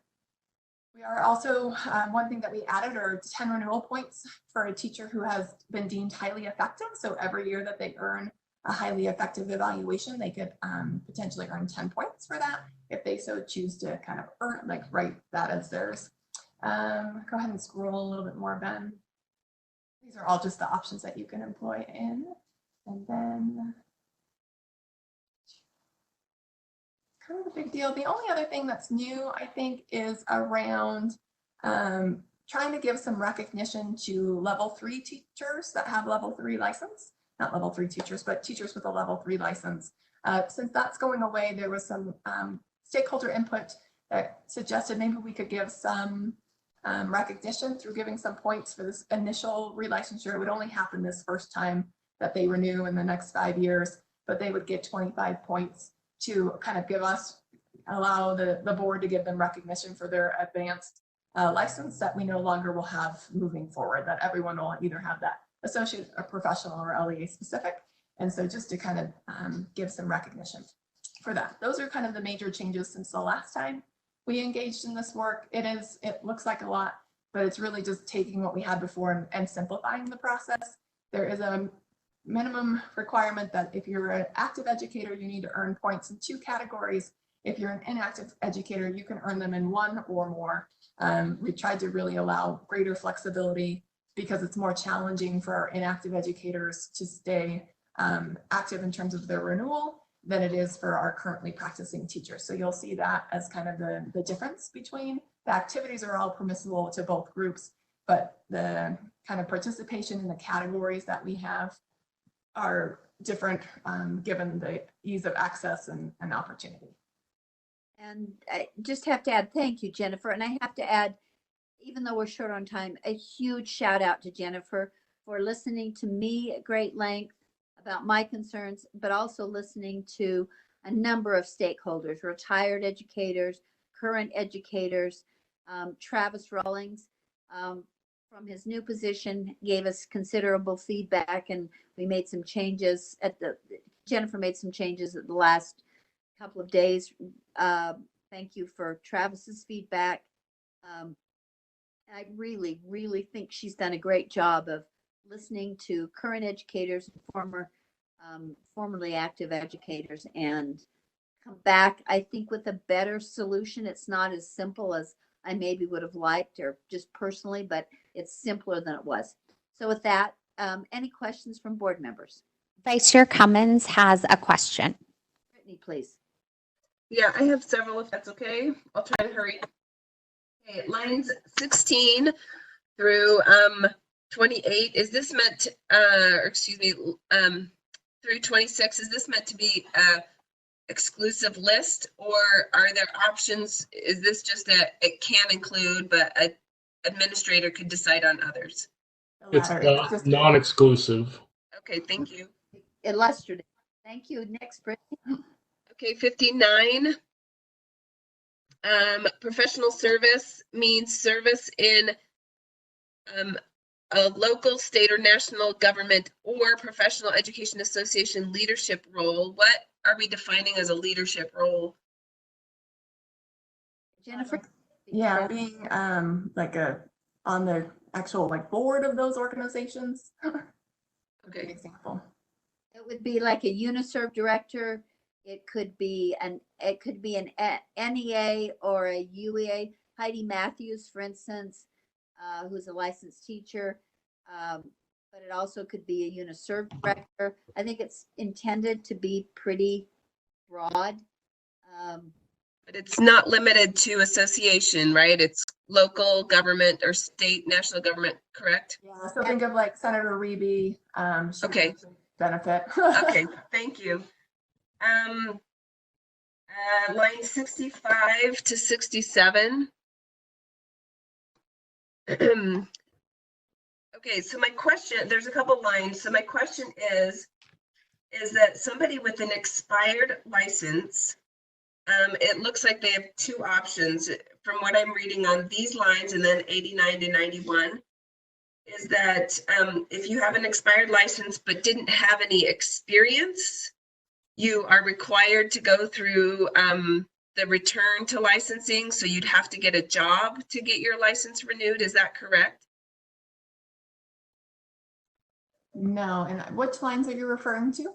Okay, so let me see if I can pull it out. An individual that holds an expired associate or professional educator license may apply to the superintendent for renewal of the license after meeting all the requirements in this rule, okay? Then you go down to 89 to 91. An individual that holds an expired Utah professional educator license that has not been employed by a Utah LEA for at least one school year may apply for renewal under the returning educator relicense program, which requires that you be hired by an LEA. Will you scroll down to 302-8 then? Section 8, yeah.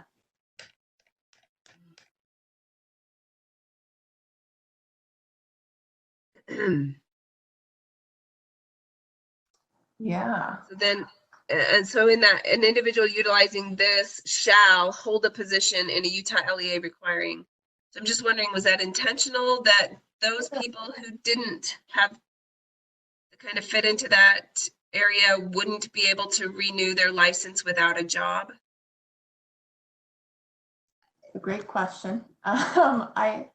I don't think so. I'm wondering if it's an oversight on my part, and I'm just trying to. And fine. I didn't catch it, so. That is because that's exactly the position I'm in. So I could renew my I license. think it needs to be removed in 297. The whole. But Ben, other insights? Maybe I'm missing something. Section 8 is not the only. Is that the only route though, Jennifer, for someone with an expired license to get their license renewed? Because up it says that they may use this. They may use this route to get their license back. And just everyone, we do have a hand raised from one of our attendees when you have a moment, from Jane Conway. Okay, thanks. Hold that thought. Don't, Angie, but Jane would actually be able to answer this question if you want to. Then that's great. She's one of our licensing staff. She's our support staff manager, and she has been dealing in this space for a while. And I am going to give up my authority because she has more knowledge. So Jane is unmuted at this point. Hi, thank you very much for letting me help clarify this. So this actual rule has not changed from our existing licensing structure. The design of this was to encourage educators to come back, but not be hindered by the point renewal requirements that are out there. So it also is trying to eliminate an educator to abuse this policy because they forgot to renew a license or didn't do it in time and jumped into the return to licensure program, which is why it has a lapse of a year in there to kind of clarify that an educator who is coming back from being outside of the loop for over a year, they have a method to get back that doesn't require points, but it does require a contracted teaching assignment. It has a specialized window of time that we've had in the past where the educator would be completing the background check, ethics review, and then coordinating with their hiring administrator with a game plan and their action plan for the school year. And that's submitted to the Utah State Board of Ed for approval. And we provide them with a temporary license for that school year. They complete that plan, part 2 of that plan. And then at the conclusion of the year, we would reinstate their level 1 or 2 license. Okay. Now we'll be reinstating their professional license. Okay. So clarification then. So it's an or then, so they can go through the process of getting the points and going that route if they choose, but if they don't want to earn the points, they can go to this return to licensure program. Oh, is that they correct? Would only be eligible for return to licensure provided that their current Utah license has been expired for 12 months or more. Okay. Okay. So it means yes, the answer. Simple answer is yes. Okay. Thank you. That means I could go the point route to get mine renewed and not have to be employed by an LEA. Is that right? That's correct. Great. Thank you, Jane. Okay. Thank you. Okay, two more questions. Thank you. Go ahead. On line 165. 165. It talks about the individual that holds and they don't participate in the activities. So if they miss one of their LEA provided activities, they don't get to use a simplified route? Or is it? I suspect that's a mistake. So if they didn't do like their suicide prevention training or some of those things, they couldn't use the simplified route. Some of those mandatory trainings that they're required to take. Can you, I know we don't have a simplified route defined yet, do we? What does that mean? So if they don't do their training provided by their LEA for data privacy training, I'm guessing there's still a way for them to get because those are required, not just for simplified route. You have to have those. What does that mean? Erica Horsley is on the attendee list. She is actually the one who's been leading this for the last little while and would be able to explain the simplified procedures route. I cleaned this up. This was go ahead, Erica. I just unmuted you, Erica. Hi, this is Erica in licensing. The simplified renewal process was intended for active educators who are teaching and working in their educator position. And it was simply to allow them to do something in Cactus or maybe in USIMS with their administrator, their school administrator, where they would simply check a box or maybe add in or put information in that system to indicate that they completed the requirements for renewal. Once that box would be checked or that information entered, they would then go to our online system and renew their license. That was the simple process. So what's the unsimple process?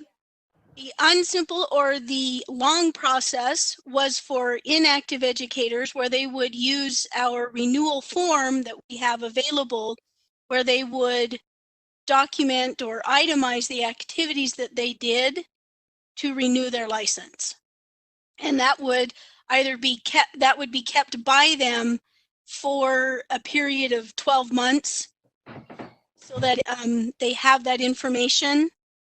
And they would then also go online and renew their professional educator license. Okay, thank you. Thank you. Yeah. So last question, I think I can find it. My question is, how do we define a clock hour for the points renewal? So is it like an hour in a classroom, not spent studying? What is a clock hour? Yeah, so like colleges have like their 45 or 48 clock hours for a 3-credit course. So it's generally like the seat time. So if a training is held for 6 hours and they're learning for 6 hours, they would count it for 6. So it's just convert it from like an hour of learning is an hour of renewal points. So would that apply to like a conference? So it would be the time spent in an actual class, not the time that in the actual sessions. So the actual learning time involved. Not the travel to it or those kinds of things. Do most of these provide you with what their clock hours are, or is it just left to the educator and their administrator to agree that that's how many clock hours that was? It varies, to be honest. Some of them will give them a certificate of completion with the number of hours that was completed. Another way would be like if they needed evidence, here's the agenda, here are the sessions I attended, and they could prove their hours. Right. Okay, thank you. That completes my questions. Great. I think we have 5 minutes. And Board Member Lear, there are no other hands raised. Okay, and you know what? I'll let my amendments go in the interest of time. It's not that big of a deal. So, no hands raised. So I would entertain a motion on R277-302, draft 4. I'll move that the committee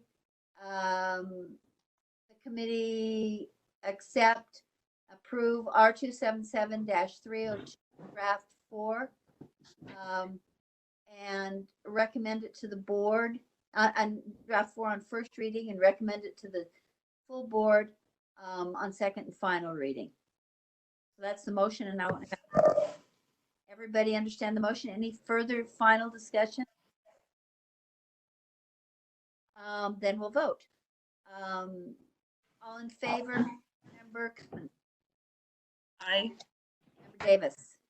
Aye. Member Thorpe? Aye. Member Haynes? Aye. And chair votes aye.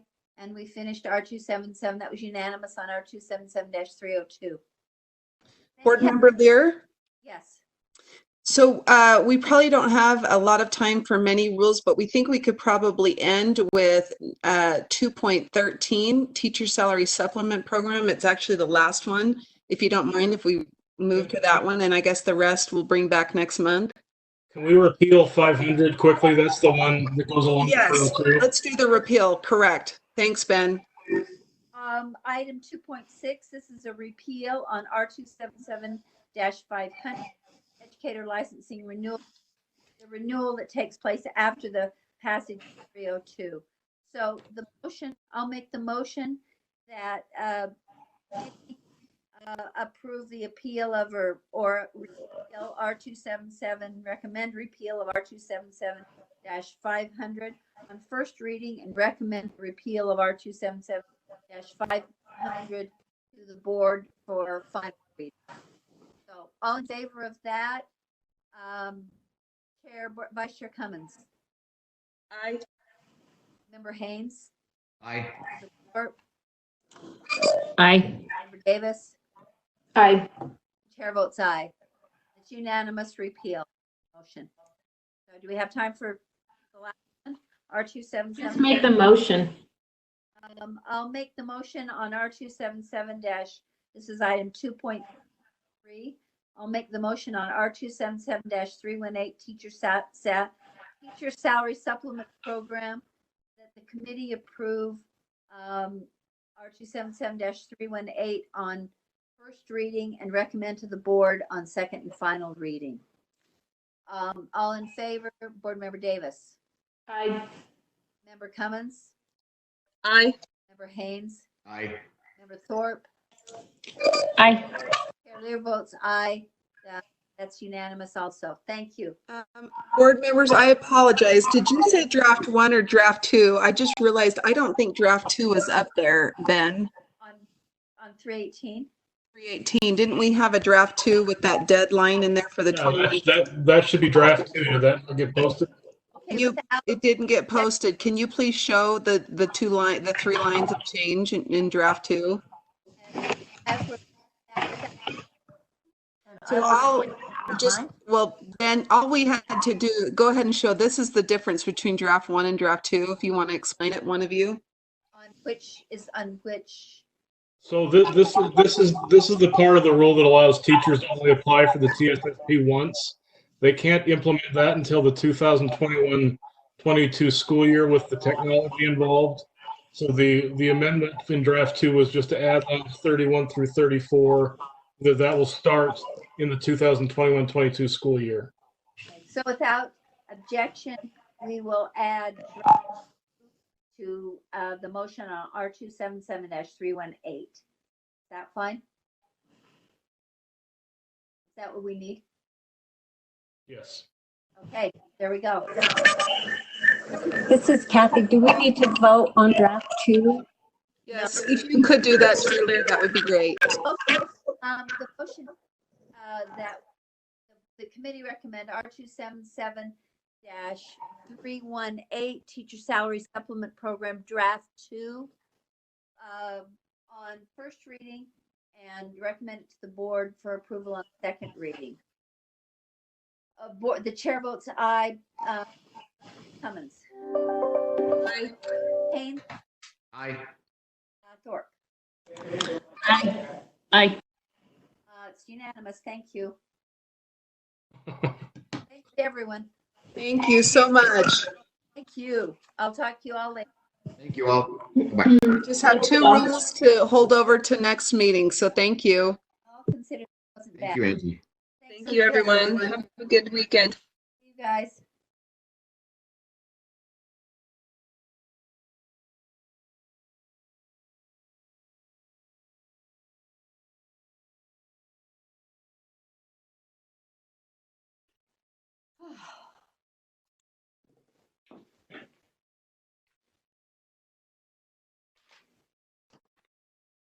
This meeting is